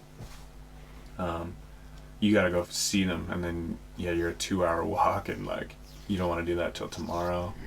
Grab some sleep, have enough supplies, take some supplies that you gotta take from one place to another. Dude, we had notes, anyone who had messages, everyone asks each other what you need. Beautiful saying. Do you need anything? It's a beautiful, if everyone asked that now and everybody did it, we would literally, like, and need, because people understood, like, what do you need? And when someone needs water or food and I have it, but I am not hungry now, you give your food right away, because then we know that we're at the point of need, need, it's not want. And we weren't working on a system of our wants. We were working on a system of our needs to help the trees, to be sustainably, help ourselves be as sustainably in balance with ourselves as possible, to sit and be there to protect the trees longer, etc. I was just trying to bring into play that because energy, oh my gosh, man, I cried there more than I cried in I think I was saying like 7 years of my life. In the last 7 years of my life, I cried there more in 10 days than the whole last 7 years of my life. It was just so wild, the energy that you felt hanging out in the quiet, with yourself, in beautiful nature, with beautiful people, which we felt, though we could have been sick in a way. So like we would walk through forests where the trees are that high, and that's how high trees we think. This is true forest. There's multiple layers. The tall trees and then small trees. So there's multiple ecosystems. The earth is like, and it stays wet and it stays relatively good temperature. When you cut all these big trees, look how fucking big these are. Insane. This is the true size of some of these trees. I think this one's fallen over a bit. I'm not quite, like, this might be the bottom of it or something. This is the size of half a house. You know, this is the fucking trees right here, like, dude. This is, yeah. And then you go fucking hug that thing, dude. You are tiny. This thing's taller than you. You're like right here. Yeah. Yeah. And these things stay cool, and fresh water is flowing. It's so dope. There's like moss and fresh water's like weirdly everywhere, and it's fucking tight. But see, and then when you cut that down, it gets hot as fuck and dry. And then when you rip the trees out, it rips the ground too. So it kills the mycelium network. It kills like so if you cut those trees down simply and then left them and didn't like rip things away or drive over them, mycelium network would be there. There would still be the process of grabbing all that nutrients from all the trees. It would grow a whole bunch of mushrooms, and it would regrow. Like all the CO2 of the trees are still there to rebuild something. But when you cut it and rip it away and take a large mass of the CO2, that area, it's more desolate. Like there's no plant carbon buildup anymore. You've taken away a load of the mass of plant carbon, and you've torn up the mycelium network in the ground. Therefore, it would have to rebuild from square one. Mycelium network, like rebuild, grow out, start eating things to trade the bacteria in the ground carbon, because mycelium breathes air like a human. It eats and digests things, blows out carbon. Carbon goes to the plants. Plants start to grow. You're crazy smart. I just want to say that, like, the amount of knowledge you have, it blows my mind. It blows my mind, honestly. Well, I got that from there. Yeah. But so people were really close in this blockade, and I was really, really tight with people, and there was a lot of hugs, and there was a lot of closeness. It was so loving, huge hearts, and man, you're just sitting on logs, shoulder to shoulder with people, so close, like beautiful, like loving sexuality on my sides of things too, with connections with people, which was amazingly beautiful as well. Like it, but then everybody was stunning, and we all worked and loved each other. Yeah, and we were all so close, and like preparing. You're just with so many more people, and preparing. You just have to be closer because you're pulling one log together. You're cooking tea on a fire where you need someone to hold the pot as you're pouring into your cup. You need more hands.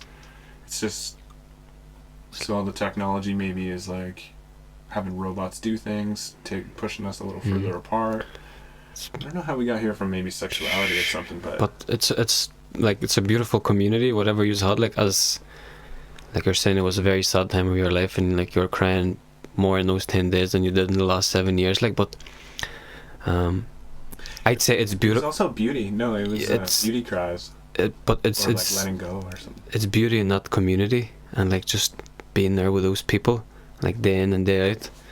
It's nice that you had to experience that, you know. Yeah. Yeah, like most of us, like even nowadays, everyone's so right. So I'm here, you're there, he's there, and she's there, and it's like we've lost that Daily. connection and like checking in, like how are you, like not just like well what's the crack, but like how are you as a human, like are you okay, are you going through any shit, like do you need help, do you need someone to listen to, like we're losing that, we're just like, I'm talking from myself like this, like maybe the rest of the world is living something completely different, but like Yeah. like you're losing that touch with people, you know, or like how are you honestly, like on a deeper level, not just like yeah I'm good, work's good, everything's good, like Yeah. are you okay, are you happy, is something bothering you, are you upset, like we're losing that as humans. And even going back to your statement earlier about are we overly sexually active or underly, Yeah. so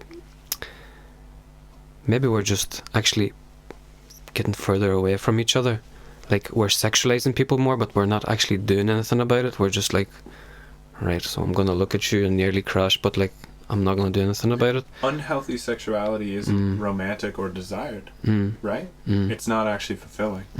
And then so when and if we were closer together more often, we'd understand what is fulfilling, and then we would want to have more of those interactions, which is like maybe loving sex.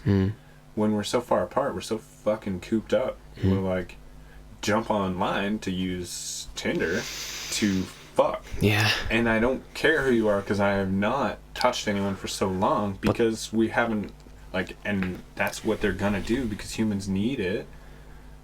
Because we need babies to continue the race. But it's a need. But having the babies is one thing, but like getting on Tinder and having the one night stand with someone, it's like it's a completely different thing. Like, and the way I see sex, like me personally, I haven't had that many sexual partners. Like nowadays, like it's probably the norm. I don't know, 20, 30 people, you know, you having sex with, it's okay. But like you have to take into consideration on a deeper level, like whenever you have sex with someone, that whatever trauma, shit, anything they have energetically, you're taking that on as well, if you know what I mean. I might sound a little crazy here, but like How did you come to terms with that? Why do you feel that? You're sharing energy with people, you know. How did you discover that? I don't know. I really don't know. Like, Girls tell me that. who told you that? Girls. Yeah. Yeah, well, like lots of girls that I know that they feel it strongly. I really don't know how I got about it. That you're exchanging energy and you take on their shit. Yeah. Yeah, and That's what I will say believe. different amounts of time. Like some will say like the vibrations of the man will be inside of the woman for maybe it's like, I don't know, 21 days full, which is maybe a moon cycle. Yeah, I've heard different things, and how I should maybe consider more, be more considerate to Who you're sharing your energy with, yeah, or whose energy you're taking on. I guess like from women, I have a lighter or less attachment to the energy, so I blocking it or literally don't feel it as much, or men don't feel it as much, what A, B, C, D, whatever reason or something, or I haven't learned it yet, where the way I would speak would be speaking in neglect of that, and then they would bring that up. I would be missing that, and they would then be like, well, isn't it about the, like, I have to be more careful, I can't just go do that. Like, I'll give them my advice and be like, no, just talk to someone you're attracted to, be you, whatever, mind techniques, and then they'll be like, or they will say, I don't know, I've never had someone actually say, I know I feel your shit after this. Like, I can feel your they'll say something. But They never really said that, but that's the majority of people. They don't even understand that sex is just a fun thing to do for majority of people, when in reality, if you look deeper into it, it's so much more than just, right, we're gonna do this. Do what? You know, Like, what is it? Like, I'm gonna come, and that's it. Can I? Yeah, that's another thing. Like, what are we doing? That's another thing. I think it blows my mind now that I've recently even like started talking about this with close people, so my friends and like even my father, which was, I'd say, a bit for him. It was like, oh, like, what are you doing? So I'm gonna ask you a question. Fucking let's go, honey. Do you ejaculate Yeah. during sex? So I'm gonna ask you another question. Weird, taboo. I'm not. Oh, go for it, man. Do you masturbate? Yes. Do you ejaculate? Yes. Yes. So what I feel, what I've looked into, what I've researched, you as a man, you shouldn't be doing that. Like, the only time you should ejaculate is whenever you're trying to procreate, have a baby. That. Oh damn. Have you never heard of this? I have. Semen retention? But I have. Yeah, different people have different words about it. Yeah. So I believe it's the only way forward for us as men. Like, you have to have that. It's like, it's energy. Like, it's so much energy just flowing through your body. And like, I haven't learned. I'm trying to learn how to actually work with it energetically. Like, how to move it throughout my body so I can get the best out of it. Like, for now, I'm only moving it out on a physical level, so physical exercise, but there's other ways, like even going back with the breath, there's ways, have you heard of Kundalini? Yeah. So, there's ways to move that energy within you and just like connect to the cosmos, to the universe, to oneness, to everything. And like, in my head, I might be wrong. Like, but we as men should hold that in us, and like, whenever you keep releasing that energy, releasing it, and like, your base level energy is just like this, you know, like, you don't even know no better, but like, if you stop for a week or 2 weeks, like, you feel that thing, and then like, right, okay, you're floating here, and then you slip up, you fall again, you're there. If you do it a couple of times, you see the difference in how you feel inside, and then you understand that, right, this is the only way to go forward. Like, I don't want to be fucking splashing it left, right and center, especially like while having sex. I thought it was okay for a while. I was like, right, well, I'm having sex, I'm not fucking masturbating, I'm not doing this, I'm not looking at the phone. But even that, like, you shouldn't be doing it. But if you're in your house, so you're alone, like, right, I'm after work, I'm tired, I've nothing to do, pull the phone out, find something on the internet and do the fucking deed. Like, if you look at it from the side, like, how disgusting is that? Like, I've been there myself for years, but like, oh, it is disgusting. And energetically, like, you shouldn't release that. If I knew this information when I was 14, 15, when someone came and was like, listen here, this liquid that you have in you, hold it forever, do not release it until you have children. And I don't know where I would be in my life. I definitely wouldn't be working a fucking 9 to 5, like, I can tell you that much. So yeah, try it. Yeah. Colin, try it. I've tried it. You've tried it? And Yeah. do you feel any different? Because I dropped so many things at the same time, it was a wild ride. So one time, actually, when I traveled, I went, maybe it was a month and a half, when I went to Europe when I was 19, back to that same story, I wanted to hook up with people instead of masturbate. I was like, so let's not masturbate to keep sexual energy and tension to hook up with people, because that's cool. And that's insane. Like, that, I'll sleep with, like, what, someone from Switzerland, France, like, what does that even mean? I've seen those topics on Pornhub, and they're so hot. Yeah. I held it, and then for some reason, maybe it came with my energy levels at the time, whatever. But when I ejaculated after a month because I hadn't had sex, and it was very it was a very sad experience, and it was very honestly, there was so much whatever tension or whatever as well involved with it for me that I wanted to masturbate. And then the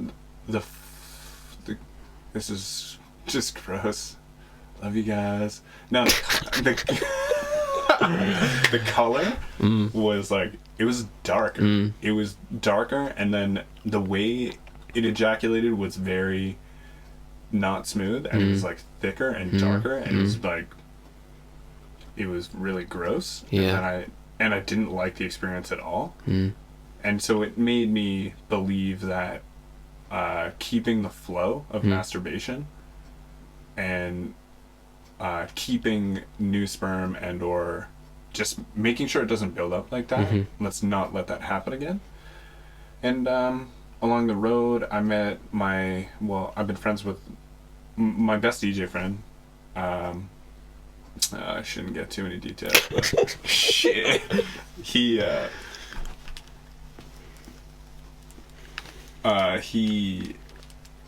has sex and doesn't ejaculate, which is like, wow, that's next level. And then I heard about that idea, and then more times passed, and when I was 29 last year, I realized I was on a bit of a stimulation bender, like maybe a dopamine chase, and so I dropped so many things. For me, I binge watch cartoons. It's comforting, and I love them, and I do it nearly every night. I do now, here, still. Like it, love it. Alcohol, smoking, any sort of substances like up the nose, coffee. Did I say masturbation yet? I can only watch maybe documentaries, drink tea, and have music. Those are the only things I was allowed, pretty much. Everything else was off limits. Yeah, no masturbation. I could have sex, but I never did during that time. So that's what I tried recently last fall. And because I dropped so many things like alcohol, coffee. I was allowed mushrooms too. Yeah. Personally, I love them. Yeah. Mushrooms, tea, music. I was allowed documentaries, but I don't even think I watched it. And then I was trying to finish my music and progress on my music tour, which I ended up doing and stuff. And I was on it. And it was the last gig of my music tour, which was also my birthday, where I allowed free reign of anything. Yeah. But I can't tell you what it feels like, the difference between semen retention for me. Yeah. I don't know, you kind of inspired me to want to try it again. Try it, like, again. Try it again, Colin, definitely. I think, for me, like you were saying, you heard someone, like, having sex and not, ejaculating, like, when I have friends or something, but that's what I do now, and, like, I feel it's so much more intimate and so much more closer, and, like, you feel it more, and, like, there isn't no end goal, so, like, for majority of the men nowadays, it's just like, right, okay, we're gonna do this, blah blah blah, whatever, X amount of time, you ejaculate, that's it, it's finished. Like, you forget about like, what I feel like is that your job as a man should be to please the woman, not to be like, oh right, I'm gonna fuck you and I'm gonna come and that's it, end of, that's it, we're finished. Like, you have that power to make her feel better. Like, it's I don't even know how to express myself, but yeah, like, it shouldn't be just about you as a man and you coming. Like, in my head, it's about once you hold that semen inside of you, like, I'm not gonna say that every second of having sex is feeling like ejaculation, but it's good all the time. You don't have to wait for that 5 seconds and it's like, oh shit. Like, it's good all the time for both parties. So yeah, I want to be a big advocate on saying that to people and spreading that word, but I feel like it's such a taboo subject to even bring up in society. Sex in general is taboo. It's wild. But why? But it's like necessary. Necessary. But why? Yeah, I wanted to ask, but how did we end up needing Tinder and stuff? Like, we made sex so taboo that we don't talk freely about how to do it right, and then we make it so it's so separate, and we've gotten ourselves so separate that we get so built up with sexual tension, and no one's fucking told us anything about it except for how to procreate in one class growing up through school. Yeah. And then, we have tons of fucking tension, and we want to just, we're addicted to orgasms as guys. They're fucking awesome. Yeah, I have to agree, yeah.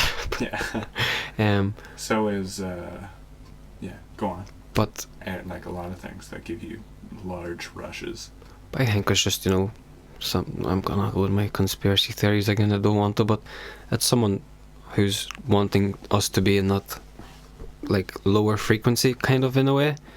So, like, you watch the porn, you go on Tinder, you're gonna look at all these girls that 95% you're not have a chance to see physically or meet or talk to, and you're gonna be like, right, well, fuck, you're hot, and swipe wherever, that's the like side, and it just keeps you not, and you're not actually going out and talking to people more and creating that connection and that closeness, and then which can lead to actual feelings and the fucking, like you said earlier, holding hands and hugging and all that stuff. It's just more like, right, well, I like you, if you like me, right, we're gonna fuck, and that's it, bang bang, that's it. Which even, we're so distant from hand holding and getting close that even when that happens, I'm like, here we go, this is sex, this is it, dude, she got my hand, that's it, we're going there. Yeah, dude, and then when you finally hang out with enough people and be around them, you remember, like, dude, you can just, I don't know, you can just be that close. Yeah. And it doesn't, this person isn't trying to hit on you. Like, it feels normal when it's your mother reaching out and touching you on the shoulder, etc. But if any random female does that, I'm like, oh, this person's fucking into me. We're getting it on. So disrespectful. They probably have a partner. They probably are just trying to live, and like, that's how distant we are. It's so, then the human itself is so low frequency, or the human himself is so starved that when you touch it a bit, it just explodes in its pants. Yeah. Crazy world we live in nowadays. So when I was on Tinder recently... Are you on Tinder currently? No. No? Lucky for me. Good. Because I found one person on Tinder, and we've been just hanging out, which is deadly. Thank her. Just thank her. Very nice. I'm very happy for you. Thanks. Yeah. Thanks. It just is someone to hang out with. Oh my god. So much medicine from hanging out with someone from the opposite sex who is kind of, I don't know, there's something that creates enough patience for you guys to take time out of your day to interact, but then there's still this physicality which creates like sexual tension or whatever, but in conversation with such a person without even an orgasm, quite obviously, like, it was so relieving just hanging out and talking with someone for so much time. Or it's such a breath of fresh air and such hope. How crazy is it that I'm saying this? Like, that's how lonely people are and can get. That just talking to someone for a while literally lightens the mood of everything. And it's something like, someone that you are sexually attracted to, it gives you hope that you can be loved in a way sexually, which then could be like our deepest desires of wanting to procreate. Even if you don't end up doing that, there's a certain beauty to such a conversation. But when I was on Tinder, I was thinking, I don't want to be on here, but that's where everyone's at to try to find people, like in this weird paradox. It's not true. Everyone's at their selves and physically around, and I would try to go out to meet people out, but there's something about, there's still maybe a little bit of distance, or it's all implemented by me, or it's my own nerves, but I literally walk up to groups and I'm like, hey man, I'm from Canada, I'm just looking for a great time. I have no expectations on anybody doing anything. I want to just talk and meet people. Sure, if someone's beautiful, then, well, we need to talk lots to see if we could ever meet in some sort of closer place, but I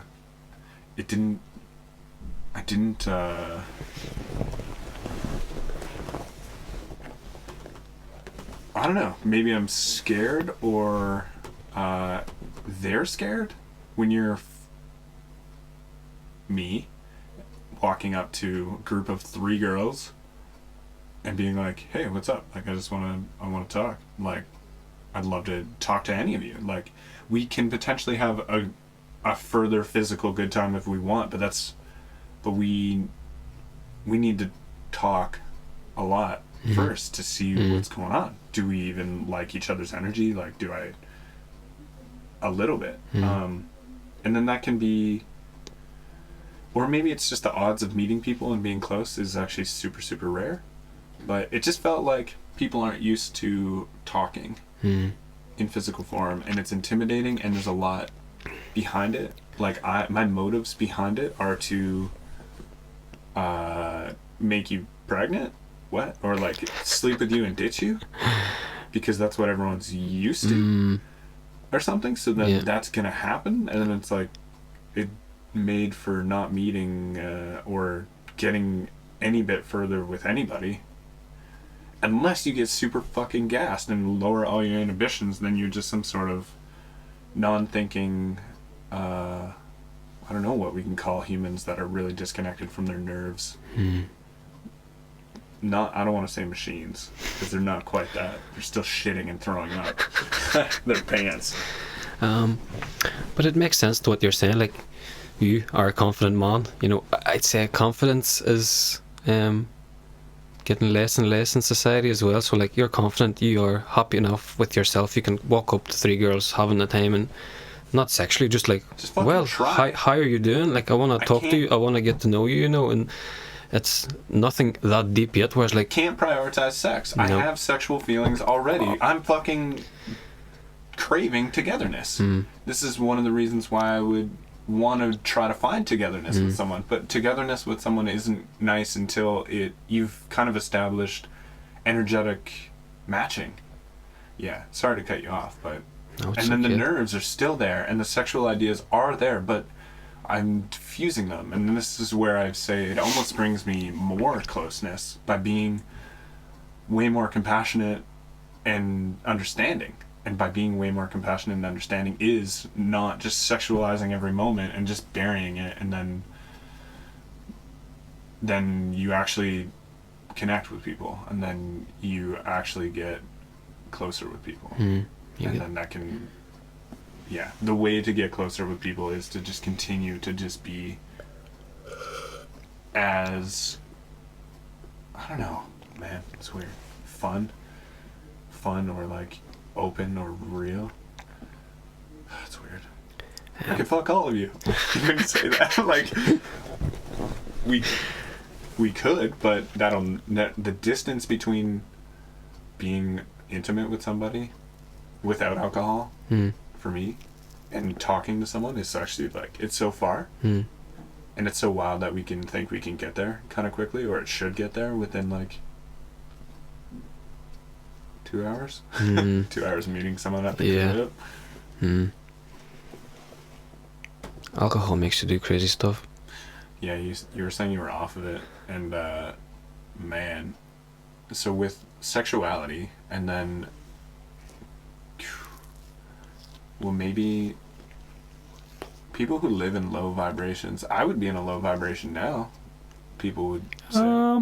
I doubt very much it's crazy. I drink beer and masturbate. But you're like, it's so crazy. You're creating, like, you're doing this, like, you're making music. It's so wild how different people are like different.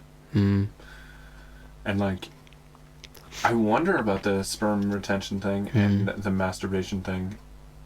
What are you masturbating for? Or like, how much are you enjoying it? Or how are you sleeping with people? And I don't know, man. I have this other idea that like, what if you become a sperm making machine? By exerting a lot, you become a man who can exert a lot, and therefore you like raise testosterone and raise the amount you get to like exert, which then would make you want to exert more with more people. And we just you answered. I don't know. You answered the question that I had. Like, is it ejaculating more with more people, or is it ejaculating more in your room by yourself? Because if that's the case, then you're like, no.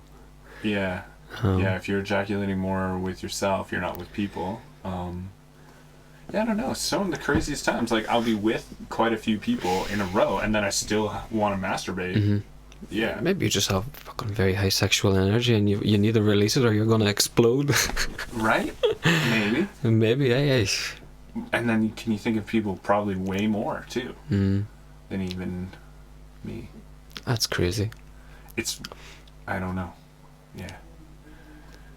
I need to look into it more, to find out more, and like it's such an interesting topic for me, and like I see now maybe the other flip side of the coin isn't to what you're saying, like maybe you have to just dish it out left, right and center, and like I'm just gonna make you into this crazy machine. But like, wouldn't you say you would be better at creating it if you were dishing it out all the time? But whatever I have noticed, like I've been in a relationship for nearly 5 years now, and there's only so much you can release, like, Yes, sir. I don't know how to say it. I don't want to sound bad, or I'll try to sound bad for you. You make cum in your balls, and is that what you're talking about? And when you pour out your tanks of cum, you you don't have any left in the tank, and it takes a little bit to create it. Yeah. Each body would have a different amount it creates too. Dude, like when the balls are full, does that not make high sexual energy? I don't know, actually. I think maybe there's other things at play.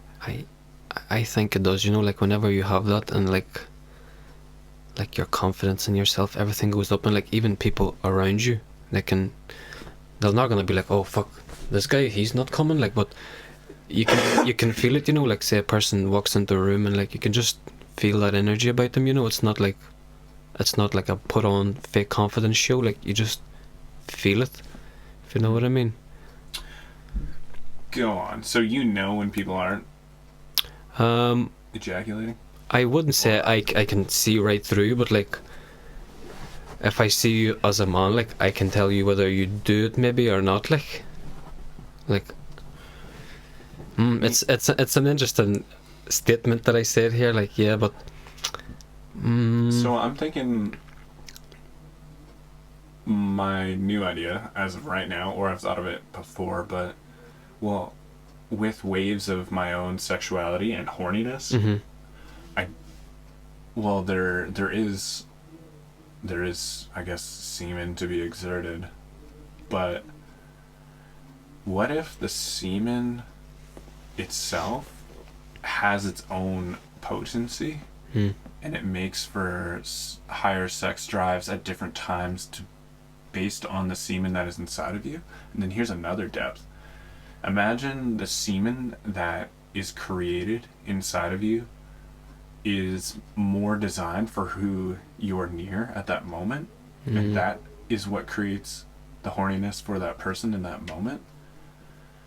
So say you come from a new place and you arrive to a new town or a city, etc., and you're not horny for these people right now, or you are very, because what makes it? Is it actually what, your balls got more full, or are those people, your sperm wants to try to be with those people more, and then it's triggering your brain to try to do things with those people? And then when I have waves of sexuality, I don't know if it's actually just based on the fullness.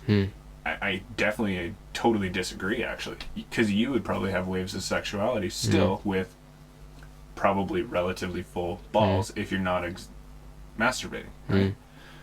So then this raises just my own ideas of like, what if it's like some sort of quality, or if it's some sort of, it's a random DNA generator that's going, but then what's in there and the DNA that was generated by the random DNA generator, when there's a certain person around, your body knows what DNA is in there, and then you believe that that DNA that's inside of you is to do or good for that other person, which makes strong sexual drive for that. This doesn't explain why there would be just higher sex drive even when I'm by myself or when I'm with anyone.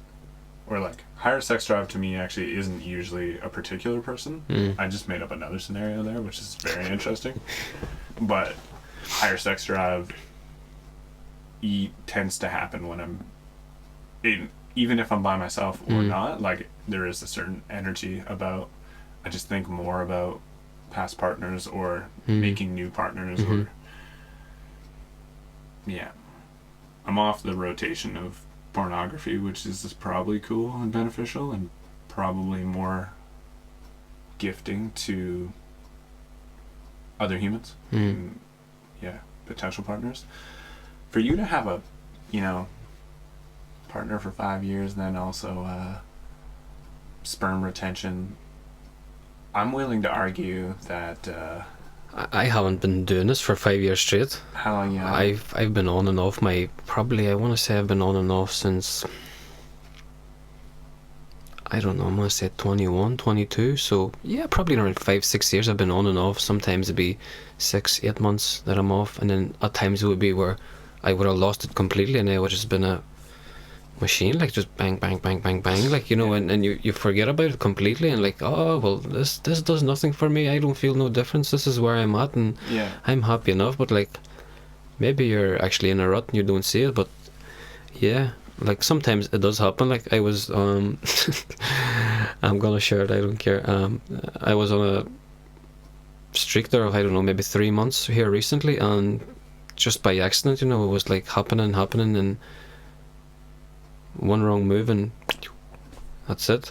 One wrong move, or is it so right? Yeah, it feels so right at the moment, but like you think like, oh, I still have this, like I can still do this and I'll be fine, and then you're like, oh shit, and then like I don't feel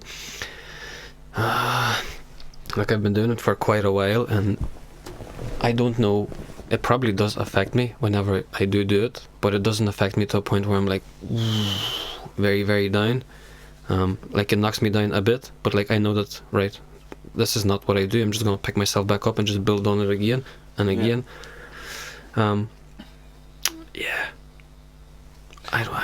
don't know either. And for how long life is and stuff, I might be like a glutton, or it's very weird because our lives could be taken away quite quickly. A glutton is someone who over consumes. How did you know what I was gonna ask that? I see you. We're telepathically communicating. Let's go. Not everything is these simple words, right? Yeah. It's within the tonality and body language, how we communicate. That's why texting fucking sucks. So what is it? What's the word? Glutton. Glutton? Yeah, almost sounds like gluten. Gluten. It might be spelled the same. I'm a glutton. It is people who overconsume. You can think of someone who's fucking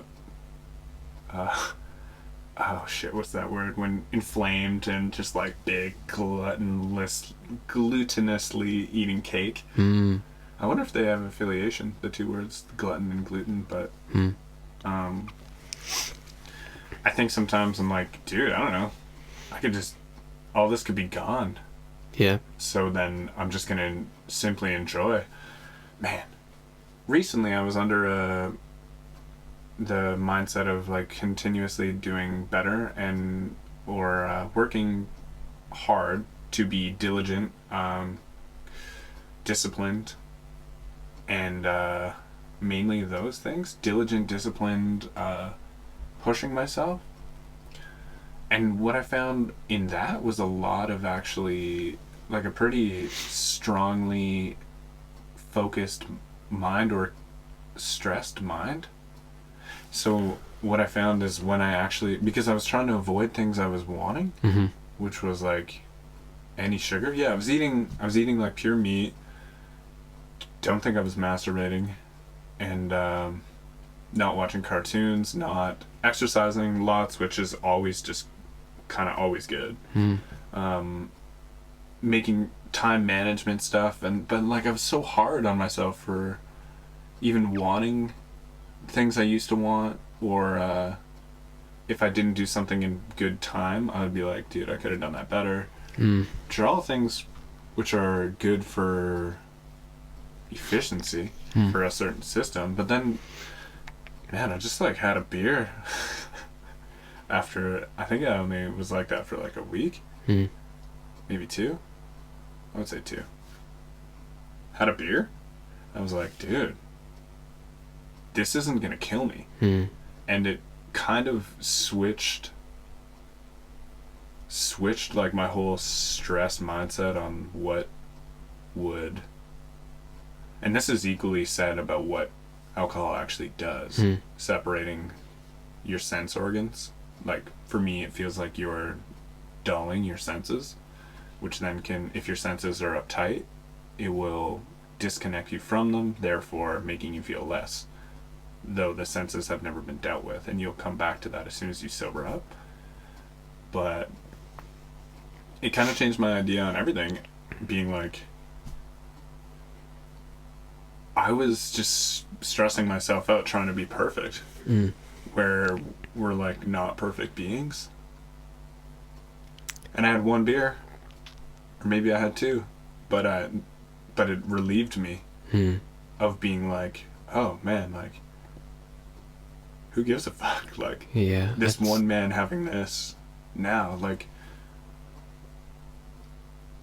it's not affecting me too much. It's crazy. I have a deep relationship with alcohol, or like I've been, cause like, or beer, we could say, yeah.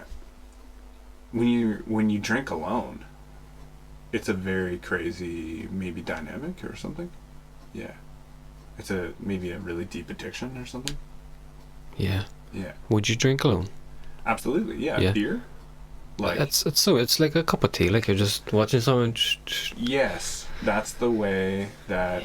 If you write it like that, man, because when you write it like it's that bad for you, and these are all and like, it may be, etc. But like, when I just write it like I used to always have it, it is like it's fucking crazy how good it is. The way it's brewed and the technique and the idea behind it is so wild. It's being brewed with a plant that is close to marijuana. It's a sister plant of marijuana. It's hops, which is a leaf, which is no different than like marijuana or a tea leaf or anything of this sort. It has its medicinal values in a way. It can potentially give you a calming effect, but it's from a leaf. So in that one idea, that's natural, that's hops, and then malt is grains, which has just been involved with whatever, maybe the German background and Irish background and stuff like that we've been surviving on, which is this weird comfort thing which we learned to digest, and like people who aren't maybe gluten intolerant, or all of us are, something like that, which gives it sugar, which is energy, which is easily processed, though there can be some inflammation that is caused by that and the alcohol, a little bit of alcohol inside of it, which was created by the yeast, which was alive. There was a literal life. You left this beer or this brew alive, and you chose a time where you would quit its process of life, where it had digested some of the sugars from the plant, which you also are going to taste some of those sugars, but some of it is gone because the yeast ate some, maybe even some of the hops too, to make this insane fucking brew of slightly alcoholic, used to be alive leaf, grain, balanced, pumped with a tiny bit of bubbles, which these bubbles are like, what the fuck are they? And if you drink those of decent quality or high value, that's an experience, man. And if you think of it that way, and that's how I've been getting away with it. Yeah. So if you drink like craft beer too, like that's more wholesome, local, etc. Rather than commercially just large grade fucking, I guess to make such vast amounts of alcohol you would need vast amounts of beer, like big labels like Heineken or something. You would need monocrop fields that are like as precisely the grain that they would have used for years, and you just try to keep that same strain in mass quantities, and people care about it less and stuff, and there's less beautiful energy involved with it. I think with anything that gets a little bit commercial, big, industrial. Thanks for listening to me say why it's okay to drink beer. Fuck off, everybody. Makes sense what you're saying. No, I completely understand it. But just to go back on it, I'm a bit interested. Like you're saying, you were eating clean, you were working out, and you're not drinking, you're not watching cartoons, anything that was holding you back. And then at one point you said, "Fuck it, I'm gonna have this beer. I'm just a man. I'm here once or whatever." And see, after that, did you continue with all these good things that you had, or did it go like? No, so I do continue the good things, but then I mixed more quick dopamine releasing, some may say, things back in. Yeah. So I'm in a balance of quick dopamine stuff and creative and exercise life in balance. I kind of see the way like you. But I should get rid of all those quick dopamine things, which people all say are bad. Cartoons, alcohol, masturbation. See the way you described alcohol. Like for me, like I've been smoking, I don't know, probably since 18, and it's smoking. Smoking. Weed? Cigarettes, vapes, anything. Dude, the vapes are a quick fix, boy. And like not lately, per the last 4 years, I'd say I've been having this battle with myself. Do I want to smoke or do I not? And like what I've come to like at the conclusion is like my lower self, energetically, frequency wise, my lower self wants to smoke, but my higher self that's been trying all these years to quit smoking and give it up and give up the drinking, and is like, you must not do this if you want to advance somewhere else in your life. But like my lower self wants me, like even this morning, like, so I've started my non-smoking journey again. Like if my girlfriend heard me, my fiance, sorry, if she heard me talk about this, she would just be sitting there laughing, because for the whole time we've been together I've been trying to quit smoking. So like I wouldn't smoke for a month, and then I'd smoke for a month, and then 2 months I'm off, and 2 months I'm on. But again, or even now, like I haven't smoked all this week, and I was going to work this morning, and I was like, my brain's like, boy, you worked hard this week, you deserve it, stop and buy a vape for yourself. But like that's like my lower self talking to myself, whereas like my higher mind is like, you don't need this shit, like breathe oxygen, bro, it's beautiful, you don't need it. Yeah. So yeah, I think you need replacements that will either in time release enough dopamine to deal with it, or to give you a similar dopamine release, or you have to get ready for pain. You have to be okay, and you have to remind yourself you will have pain, and it will be uncomfortable to not have as much dopamine anymore. It won't be as fun. It literally won't be. And then you have to swear it, to remember it, to sit by your side. Because you can, in my experience, drop smoking, drop drinking, but I need to do something like listen to music, I don't know, maybe I'll have a coffee instead, or a honey chamomile tea, and like all of these things are literally replacements. But in the crazy toughest times in my life, with breathing exercises or like certain mindsets of trying to grow bigger and stronger mentally and physically, you have to say, this discomfort is gonna happen, and I am gonna do it because I have to get better. Let's just say it's swimming under ice, it's not going to be comfortable. But you have to you can't be comfortable. Like, you have to just be like, I am uncomfortable. Or, yeah, if this is all that hell is, I can take it. That's where we grow, I think, as humans, you know, when we're in that uncomfortable space. Like, even me being here, like, in my head, it was like, oh my god, this is gonna be so uncomfortable. Like, I came here and it's like, it's not bad. Like, I'm a guy, you're a guy, we're sitting here, we're talking, like, it's all cool, you know, like, it's not as scary as my mind portrayed it to be, and like, we have to be uncomfortable in order to be comfortable, if that makes sense. It's so weird. But like, we need food, which also makes us comfortable. But what is Do we food? need food? What is food? Like, I've actually talking on food, like, Just I think last year, last March or May, I can't mind, I've done a 5-day fast. Nice. Just water. That's really, really cool. I suggest even a 24-hour fast for anyone who's never done it. What's that word is good for? Autophagy? I don't know. But it's like whenever your body starts eating... Ketogenic. I don't know ketogenic.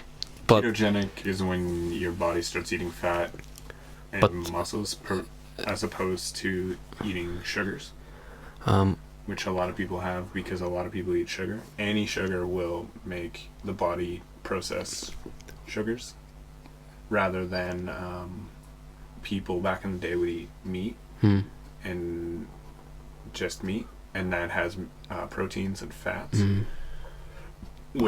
I mean, they would eat sugar because it's so fucking delicious when they can find it, but it only shows up once a year in fruit, or ground potatoes if they're saved, or honey, and it was harder to come by.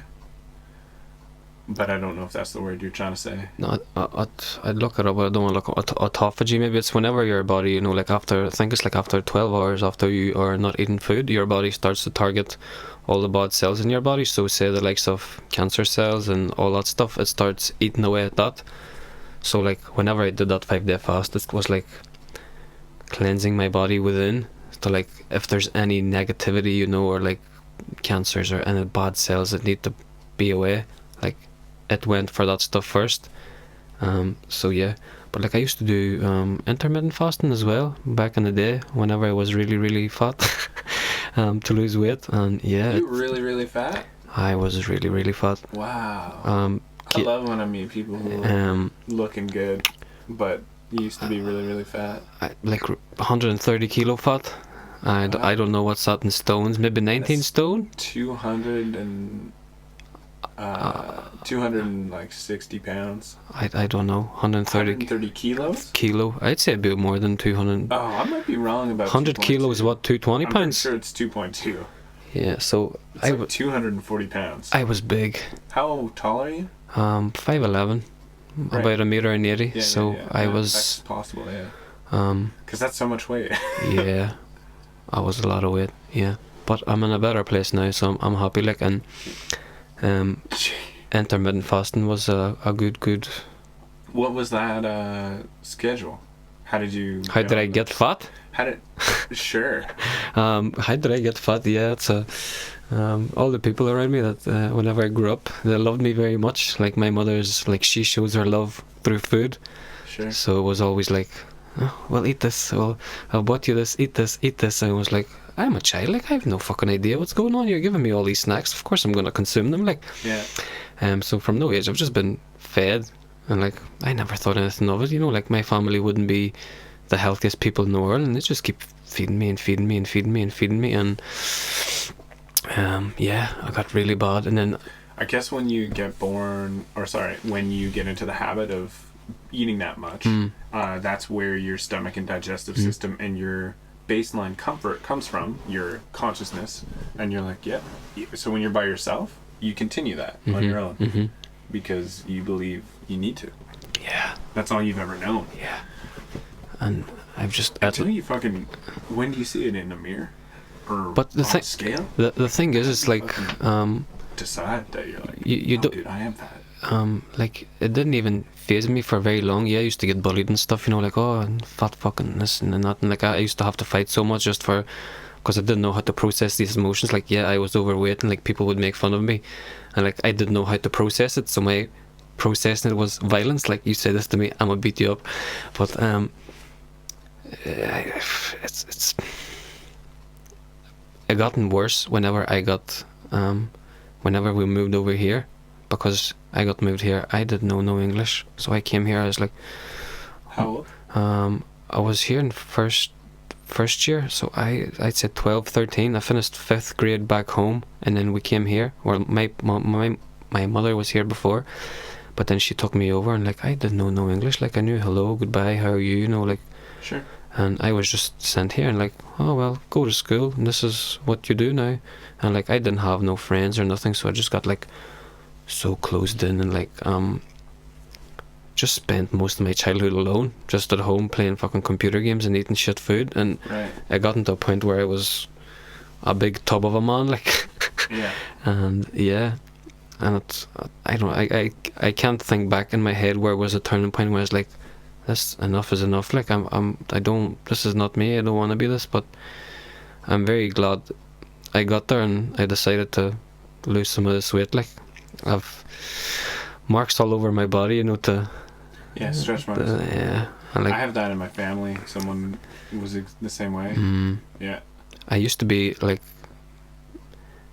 embarrassed of it whenever I did start to lose weight, you know, like, oh, like, because like this here skin is just loose skin, it's just dead fat, and like I have to surgically get it removed. But now it doesn't bother me anymore. Like, it's like, yeah, I've been there, but like I've been to hell, but I've also come back, like, Yeah. you know, that way.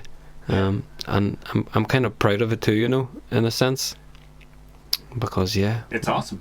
Yeah. Like, You've been different. life gave me a shit hand, and like it didn't break me, like Yeah. I've still kept battling on and fighting through everything it kept throwing at me, like, and I'm still here. Like, I'm grateful for all these experiences, and the fact that I was a fat fuck, excuse my French, and but I've come to this place where it's built that confidence and that fucking self-love and that trust in yourself and all these good qualities that you need, like, and I'm just grateful for it. It taught me a lot of lessons, but intermittent fasting is good. That's how we got there. I was like, wait, why did we get there? yeah. I'm also liking this. It's like a learning experience for me to hold. I wouldn't be the best. I don't want to say it. I'm okay. Storyteller? Yeah, talking to people. And like storytelling, it wouldn't be my strong point, but like I'm trying to evolve on it, like even using my voice, because I've been so alone and closed in all my life. It's like even that channel, like whenever I was doing like work, like the throat chakra and stuff, like it was just blocked, like I couldn't, like it's like I couldn't speak, I couldn't.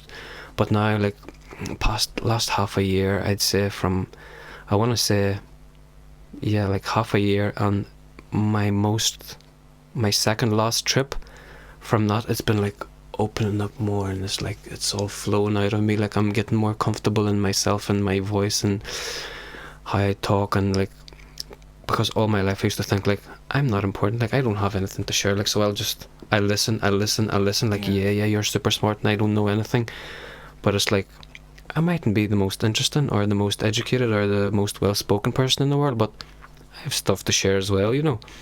And it's coming to terms on that I'm also human, and I can talk and I can share, and I've had experiences, and someone might find them interesting. So yeah. It's really interesting that we get linked together. Yeah, that's it's right. And why would I take such a shining to you to want to invite you? crazy. I want to talk to people, but then I talked to you. I don't even know why we kept talking. Oh, I guess because I was challenging you to be more cold, or I liked someone who's into it too. I'm like, I'm gonna try to like this person, or I'm gonna make effort to try to do things that are consistently healthy.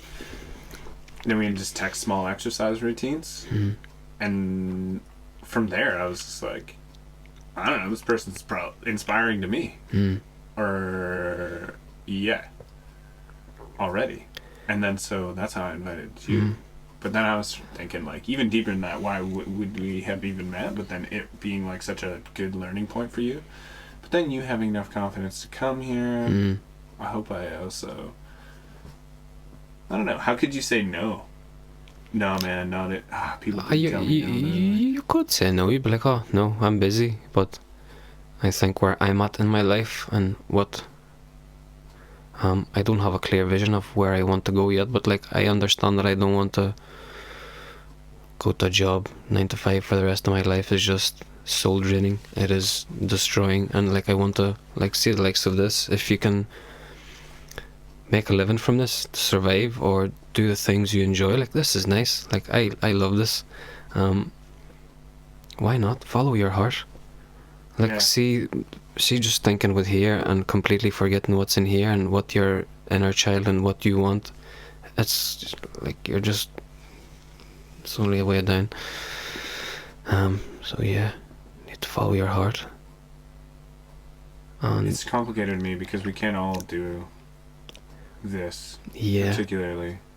We like, dude, I'm not even involved in working towards like the very fundamentally necessary things. Although that is not true. Wow, let me take that back.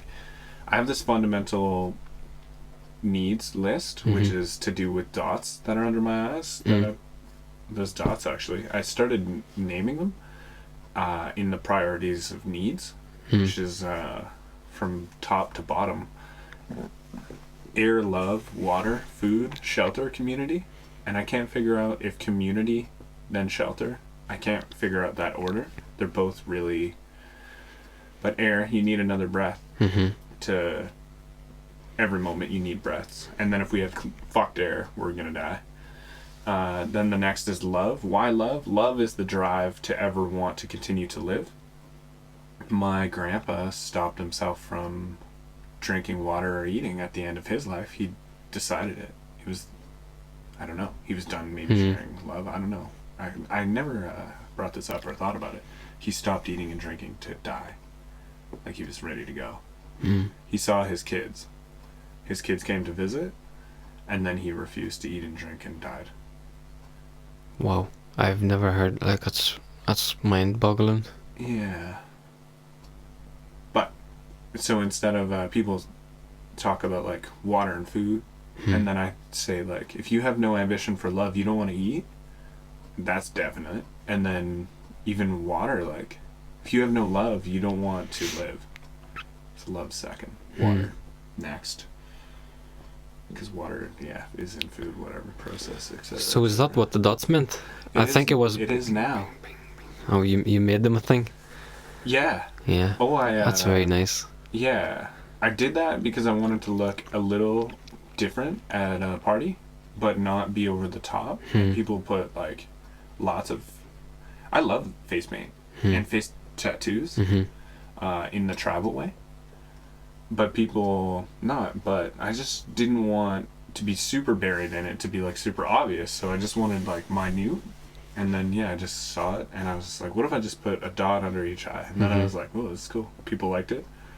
Maybe because I liked it, so then I project myself and anything when I like myself or I'm comfortable and I project it. If I wore my hat backwards, people would wear their hat backwards too because I'm projecting my own well-being and confidence. One of the things about doing podcasts for a long time and sitting for a long time, it's not even like very healthy for us. It's needs comfortable chairs and mobility and stuff. Maybe I'll put in like designated actual like breaks after an hour 15 or something, or an hour. It's hard to want to stop, but it doesn't get shitty when you come back from a break. Like, it doesn't get? No, I like. That's what I was actually thinking earlier because I was thinking I'd love to go to the toilet. But I was like, if we stop, is this gonna keep on flowing, or is this gonna be like, who the fuck's this guy? Well, do you know what I mean? I'll let you know how long we've been on here. Oh, we've been on here over 2 hours. What? Yeah. No way.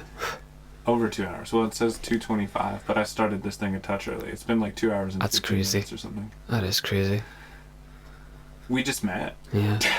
Technically, yeah, like we've seen each other I was and standing with you on a dance floor, and it was nuts. I have a video of it, but it didn't record sound. It's too sad. I tried to send it to my parents, but it's hard techno of some sort. Yeah. So we take a shining, we meet, we try to be better, we learn from our past mistakes.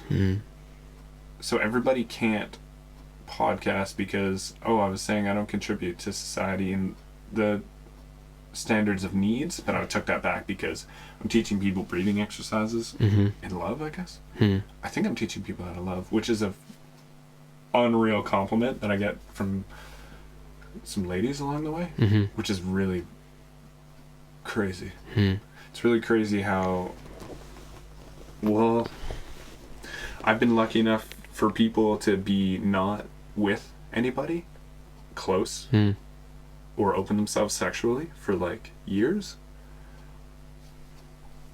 and they then choose me and they tell me that. And then also past partners, which I do love, and it's sad when we miss each other, or like, but I've always been moving and I'm not committing to anybody right now in my life, but it's either been 2 or 3 past partners that have been like, you taught me to love again. And I have to thank you because you helped me love myself. And I'm like, what is happening? How? Because all I was trying to do is blow loads, dog. But were you? So maybe. I think I was, I think in the effort of consciously trying to not sexualize all situations, there's inevitably a new depth that happens. And well, with that and the combination of loads being blown and then continuing being with people that it doesn't matter the time you wake up with them, your energy is kind of like calm with them because you've said everything. I don't have that with the person I'm with right now. The person I'm with right now, there's so much more to be said. What's our intentions? What's our directions? You don't know how I feel right now, and I don't know how you feel. And yeah, with enough talking, suddenly you're with people and like vibrations are just chilling. You feel like brothers and sisters or something. You're just people together. And then so with those people, I don't know, like that's happened in one of the situations where someone's reached out recently and that particular person's like, you taught me to love again and love myself. I'm like, what the... If that's true, that's fucking incredible. I'm gonna thank you on behalf of humanity for teaching people to love. It's a great thing to do, you know.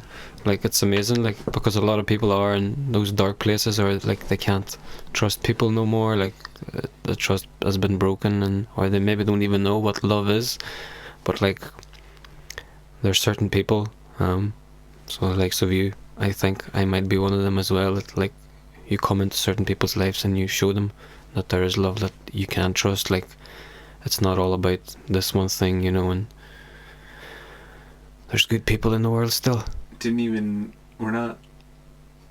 I can't even take the credit. Like, it was taught to me. Yeah. It was given to me and taught to me. And then with my own solo travel and passage, I learned what I want and what I am. And then so I'm truthful with people. And then when people interact with new people, but if the person is being very true, they get a firm grip on what's going on in reality and their own feelings on relationships. And I think that's going to be missed unless you go very, very deep. So I don't make any food, is what I'm saying. We can't all podcast because we need food. And where money comes from is so weird. I think people desperately needed Joe Rogan would say this, and this is inspired by Joe Rogan and Duncan Trussell talking. I love their conversations, and they go down places and make up scenarios, kind of like I was talking about semen picking, why you're attracted to people and stuff, like out there ideas. I'm not educated, etc., but we all deserve to speak and make things up. And when you were saying that earlier too, what I believed with these podcasts what I would see from what I liked about the Joe Rogan podcast is what I realized is when you let people talk, some of them aren't particular, like everybody is particularly special. Mm-hmm. They're not, or they are. They're entirely unique, and they're also entirely not unique. Their words are still the English language, and if you just look at it, it's boring. It is, but when you let them speak, you make them feel like, open yourself up emotionally and just show them your true self and colors within the time, right here, right now, and then they can do the same thing. I don't know, man. My analogy is even a guy who drives a tractor 12 hours a day on different farms all year round. That's so boring, he would say. He may say. And I'm like, dude, you probably have some fucking teachings. You probably know some crazy shit. Isn't that true? And then how is that any different from anyone else? But you just need them to talk about, you need them to believe in themselves. And anybody. Yeah. So someone who's here who doesn't believe in themselves, not fun to listen to because they don't speak and they don't want to talk. They don't have much to say. But when they just have a glimpse of describing a feeling that they have or describing a situation that they have, it creates a story, creates a place. Man, I got so much to say. Do you have to go to the bathroom? I'd love to go, yeah. There's a bathroom here. Bathroom break. I don't know where I'm at. With your voice? Yeah. Don't know. I speak very low, I think, most of the time. You speak quietly? Yeah. Yeah, but it's fine. Don't know if I should be closer or not. It would be advantageous, but it's not like super comfortable sometimes. It's thinking about it all the time. It's my first time here, so maybe next time, if there is a next time. So I was thinking podcasts, not everybody could do it, or like... But don't even try. But I'm just kidding. But no, yeah, I know what you mean. Like we need many members of society. That's what creates values. We need creators and consumers. In different parts, right? Yeah. Creators of the food, and then I consume the food, and then I create. So I guess there's a certain type of people, and I really hope that, I guess for what I saw and what I think is highly valuable, I'm creating the content. Well, I'm not trying that hard anymore to really focus in on what I used to follow, and what I used to follow was all those things I told you about. Like really making sure I focus in on myself, to open up, to get others to open up. It might just come naturally. And then so these conversations, I guess just continue to have conversations that are not pushing too much and allowing free space to speak, and then having them recorded. When you understand the two people and you have those dynamics, I don't know, man, it helps remind me I'm human. Like when people actually talk about things that are close to reality and their truth, it just either blows my mind or it reminds me that I have those thoughts too, which then remind me that I'm not alone, which is confidence building, or like it's educational. So then I hope that brings love to the world, and then that can create value. And if it doesn't, man, fuck, like maybe I wouldn't continue. Where will people will hit me up sometimes and they just say they listen, and then that's the coolest thing. I'm trying to keep this as free as possible and advertise free, and just free. I don't like ads. And that's where you make income, and I need income to live, but I've actually had that thought, sorry to interrupt while I was away there for a second, like how do you make money? Man, I don't have a lot. No, but like it's not about having a lot, like how do you pay the electric, how do you buy food and... Renting. Just renters right now. Right. And then, but I'm not entitled to all of that. That's my family. In general, I would love to play DJ gigs for my money.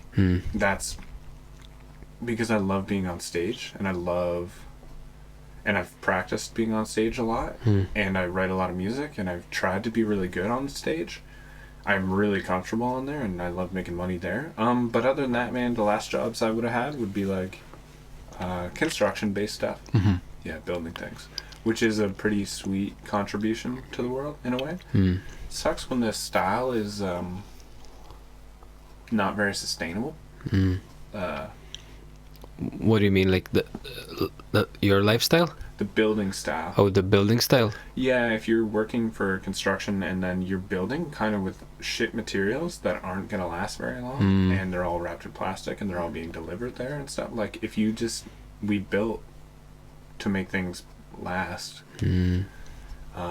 They get shipped there one time, and then the house lasts just 200 years instead of our wooden houses mixed with like gross drywall, which needs to get painted all the time, and weird bulbs that just die. And Even that's the problem with new buildings that they're making nowadays.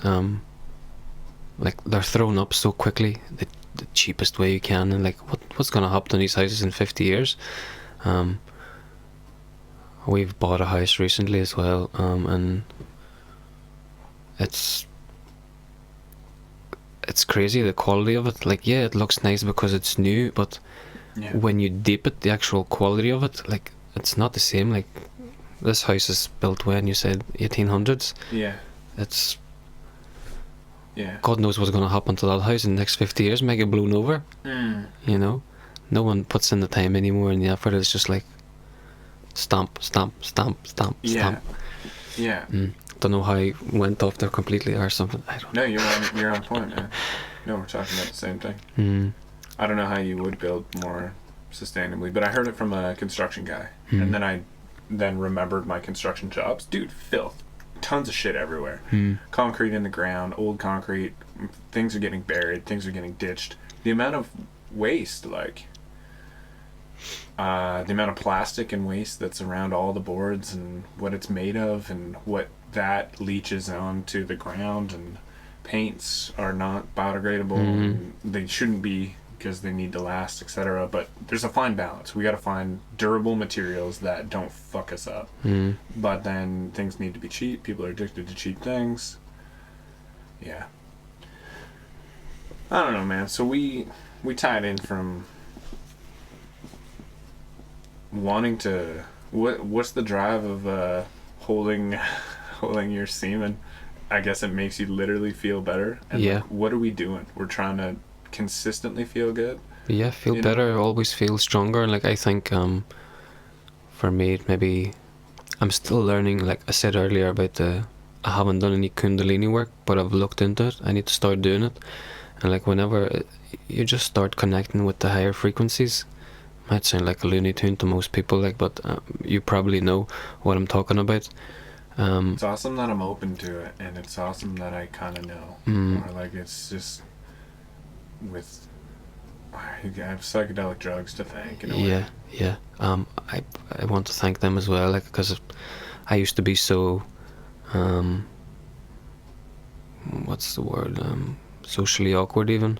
Yeah, socially awkward, shy, and not believing in myself. And then, like, once I've started practicing with psychedelics, it opened my brain and my eyes and like everything, and like it just changed me as a person. I wasn't this shy boy who's scared of everything and scared to talk. Like, it slowly just opened me up from the inside and showed me, like, you're a man, like, you can do this, you can do that, you can do the other. And yeah, I'm very grateful for it. And a lot of people are still now to this day are they'd rather go out and sniff gear every weekend than have a trip of mushrooms.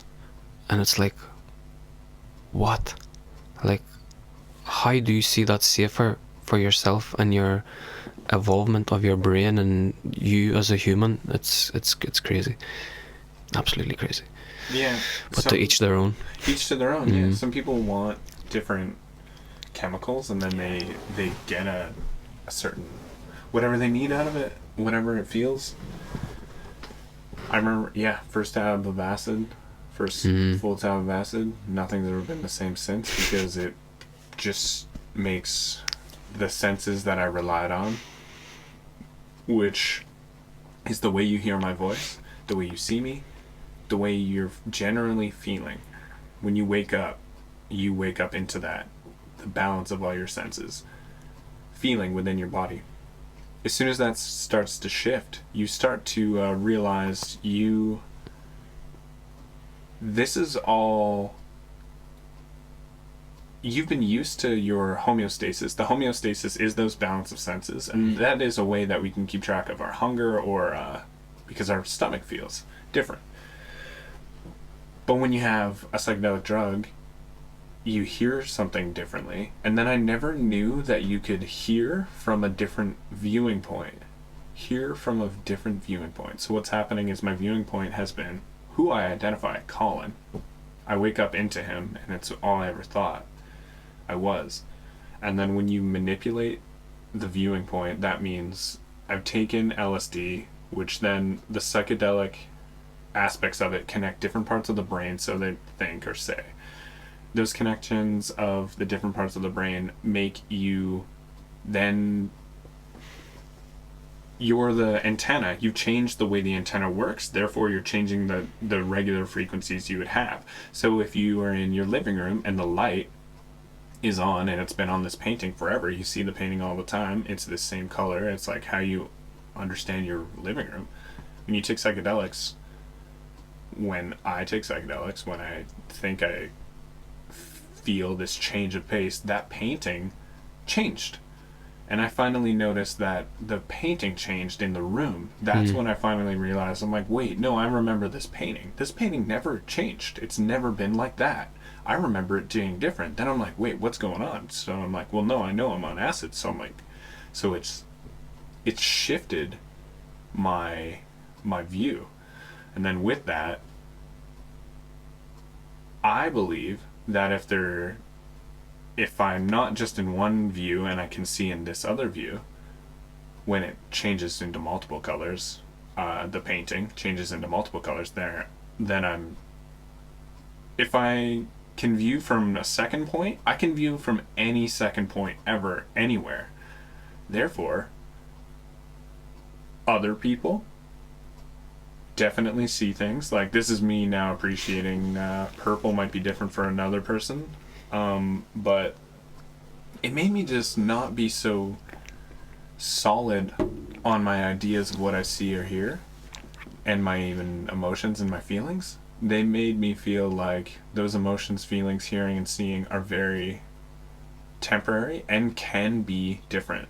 Or I could even try to perceive them as different. I could try to hear things differently. I could try to see things differently. Therefore, adding a whole other dimension of what reality could be. Therefore, like, the trip of acid that I had first blows the mind into a new dimension, because even when I'm off the acid and I'm coming back to being sober, I'm like, dude, I remember that painting being purple.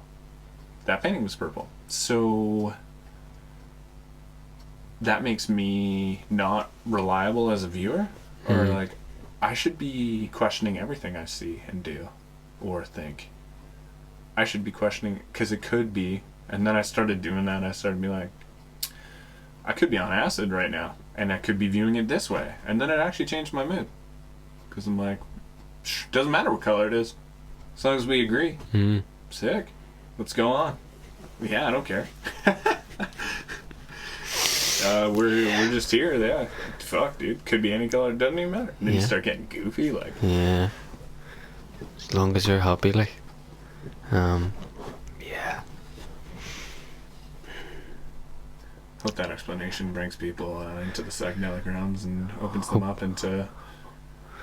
I don't know why we have them to thank. Why, like, it made me appreciate people more. It made me appreciate my body. Oh, it makes you appreciate your homeostasis again after a trip. Like, Jesus, man, I wasn't really knowing what was going on. Things are really not solid. And then you gotta let go of how things are not solid. Trust you're okay. That's another meditation and a way of letting go and being cool. You probably won't do that your first time. Or you might. Or it might be the 5th or 7th time that you finally Or like, wow, I really doubt it if you're gonna do anything like that. Your first times first will be like, oh, the walls are moving and this and that. Like it's not. It's just like wow, like the things that you see and you feel, and it's like the mind can't even comprehend. Like you're hot and you're cold, and it's like oh, it's crazy. Ego can't or something because the mind's doing it. Something like your own personal identity of yourself. Being hot and cold, you never, as you remembering who you are, which I don't always say I am Colin, I am hot. I'm just like I'm hot, but the reason I bring in the name Colin and stuff is because on a really heavy trip where I fully didn't feel like myself at all, so I couldn't really feel my skin, see out of my eyes, things like that. This would happen during ayahuasca probably too, but this was mushrooms. So then being able to feel your skin and see out of your eyes again, you get to redecide what you're seeing and how it, and I was like, oh yeah, this is how it feels to be that guy. I believe I am. He's Colin. He's got a dad. And like I'm in his car and I borrowed it to come here and redesigning what I think about things and looked at the dirt on the ground of the car. I'm like, my dad would be mad about that. I'm like, why would he be mad about that? Like, he doesn't own this car. He doesn't own anything. No, it's all borrowed. He didn't even make this car. He thinks it's his. It's just the earth. He's made of the earth too. And I'm made of the earth. And I'm getting scared about my dad's reaction about dirt on the ground in the car here on this earth? What the fuck? Yeah. Why would I do that? That's what we're programmed to think, like, yeah.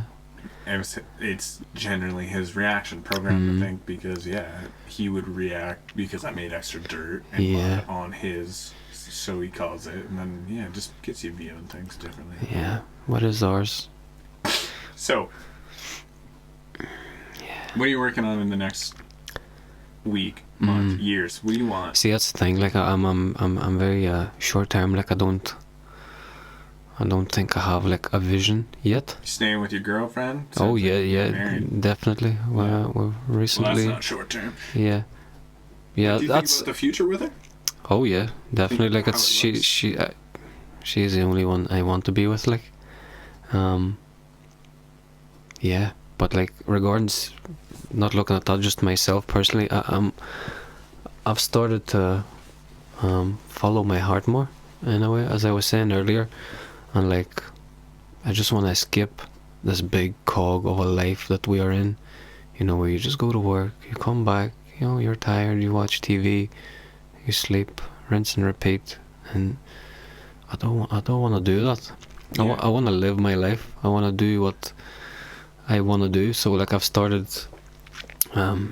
creating videos. I've always liked photography from no age. Like, it's never been on no camera shit. Like, I've never had a camera or anything. Like, it's always been phone, but like, I've always been fascinated with it. Like, it's how beautifully you can capture things, like nature or just anything. And I had forgot it for a while, and recently, like, I've had that spark in me again to like, I can do this. Like, this is something I enjoy, so why not do it? So yeah, like, I'm trying to, as funny as this is gonna sound, like, I want to be an influencer, like, spread the goodness. Like, I have a lot of good knowledge that I can share. You do as well. Like, I'm sure the main goal behind this is sharing the good word, making people understand themselves more and make society better in general. Yeah. While living your life and not doing the things you don't really want to do, So yeah, my goal is to just get famous, have freedom. I don't want to say famous. I'm gonna take that back completely. My goal is to have the freedom of time. So I can wake up in the morning, I can go to the gym, I can come back, I can walk my dog, eat breakfast with my girl, and go on about my day. Whereas now, like, for 10 hours a day, I'm just tied down to a place where I'm content enough being there, but it's not what my heart wants to do. So my goal is to escape the life I'm in currently, in a way, if that makes sense, you know. So yeah, Someone's demanding us to go to work, yeah, to be in a rush to get enough, where it's designed in this very peculiar way where houses are very, very expensive, money-wise, where it would, if you left a man to build it, though he would never do it by himself, and brought a few together to build a house, the value is just all whack and crazy, like how it all meets up. And so we're a part of this bigger system, and the bigger system, we're so distant from people in government who take portions of our tax money. We ship money far away, like we're shipping it over to the UK on our daily expenses or what have you, because we're on the Northern Ireland owned by the UK, etc. To then, if we don't, we're going to get in prison. Then we're not free with our time. Fuckers. I agree. By that I mean it's we the people who imprison other people as well. It's not the government that does it. The government makes ideas, and then you find a job that you sort of enjoy, and then there is someone who is a police officer and is a prison guard. Okay, so we need a society of people where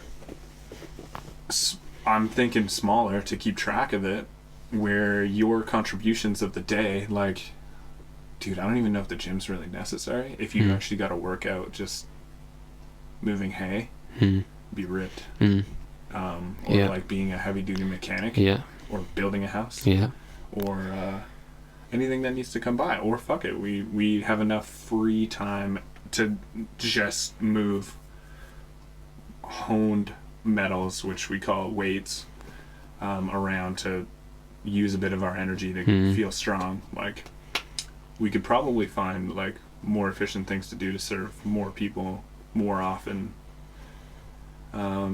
So to have the freedom of time, to do exactly what you want to do.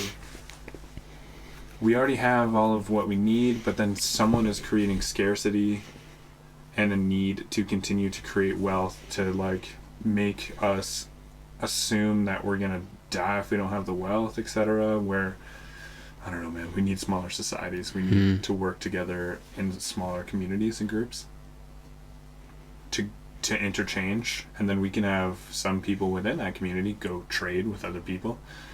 There will be bad people and good people, and when everyone's closer, people are gonna probably feel more connected and more loving, and maybe it'll create less bad actors because they affect the very community they're in. So yeah, who is the law? Like, everyone in the community. Say there's 100 people in a community, and the community itself,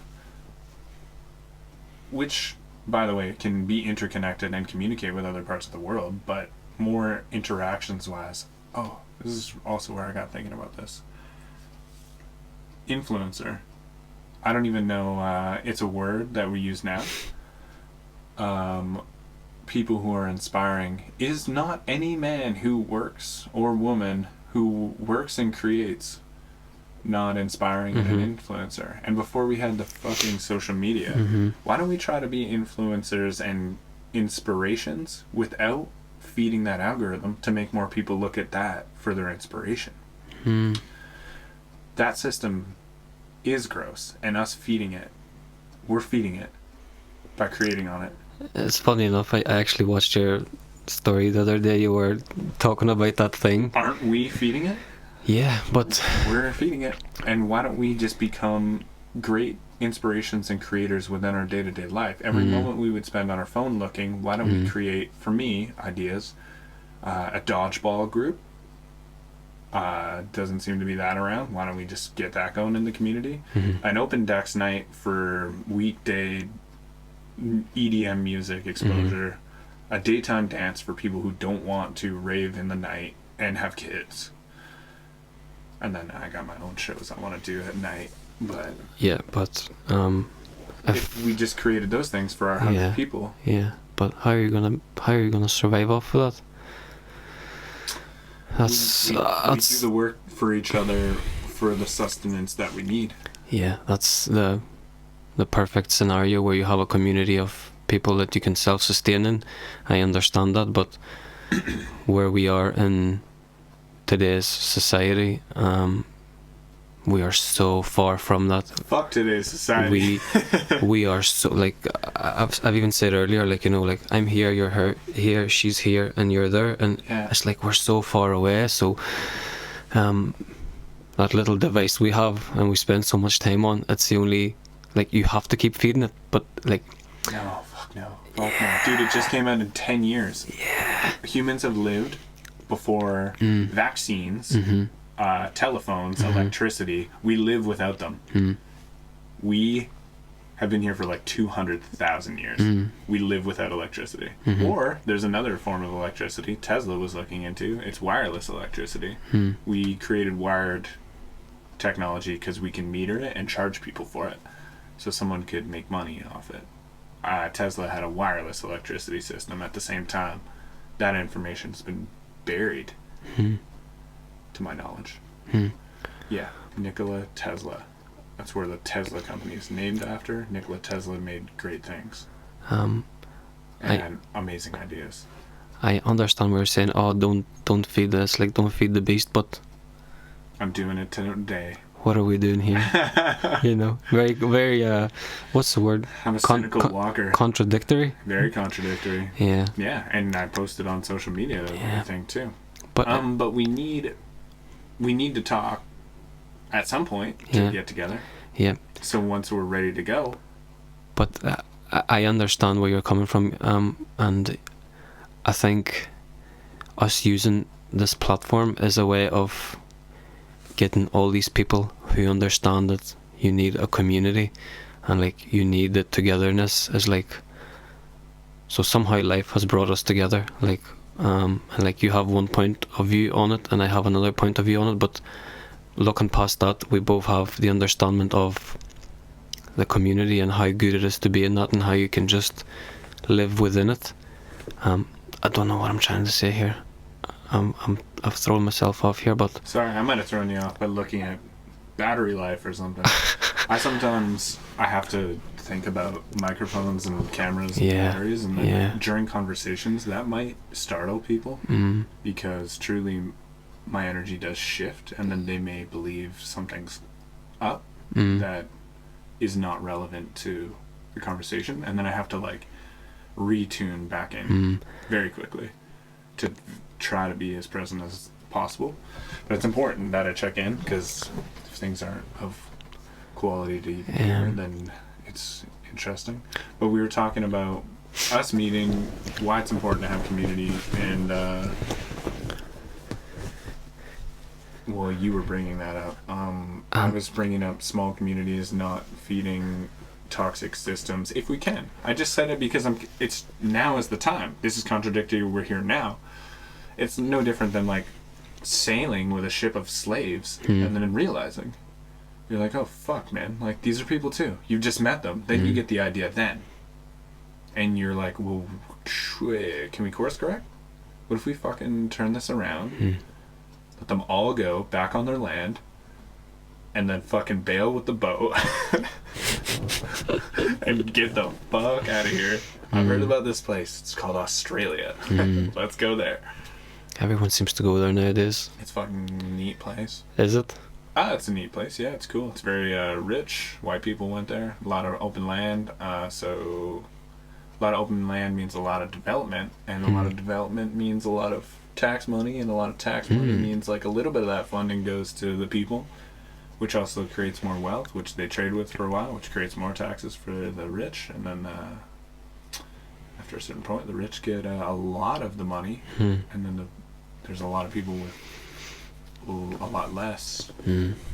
But then when we value money being the primary source of life, we destroy life. We miss the point. I agree on that one, yeah. I agree on that one big time. There's a lot of people just their sole purpose is to chase more and more money. Yeah. Fuck, man, it's a deep one. Yeah. You got anything more you want to share with anybody? You wrap this up. What would we possibly share? Love your mom. I'm gonna go with love yourself. Don't put yourself down. You choose how you want to feel. You can either feel good or bad. It's up to you whether you feel good or you feel bad. Like, you control your mind. Don't let your mind control you and run things. And yeah, enjoy yourself. For all you know, you might be only here once. Live life to the fullest. There seems to be techniques to make us reliably feel and look at ourselves better too. Exercise. Definitely. Exercise. Alright, love you guys. Bye. Bye.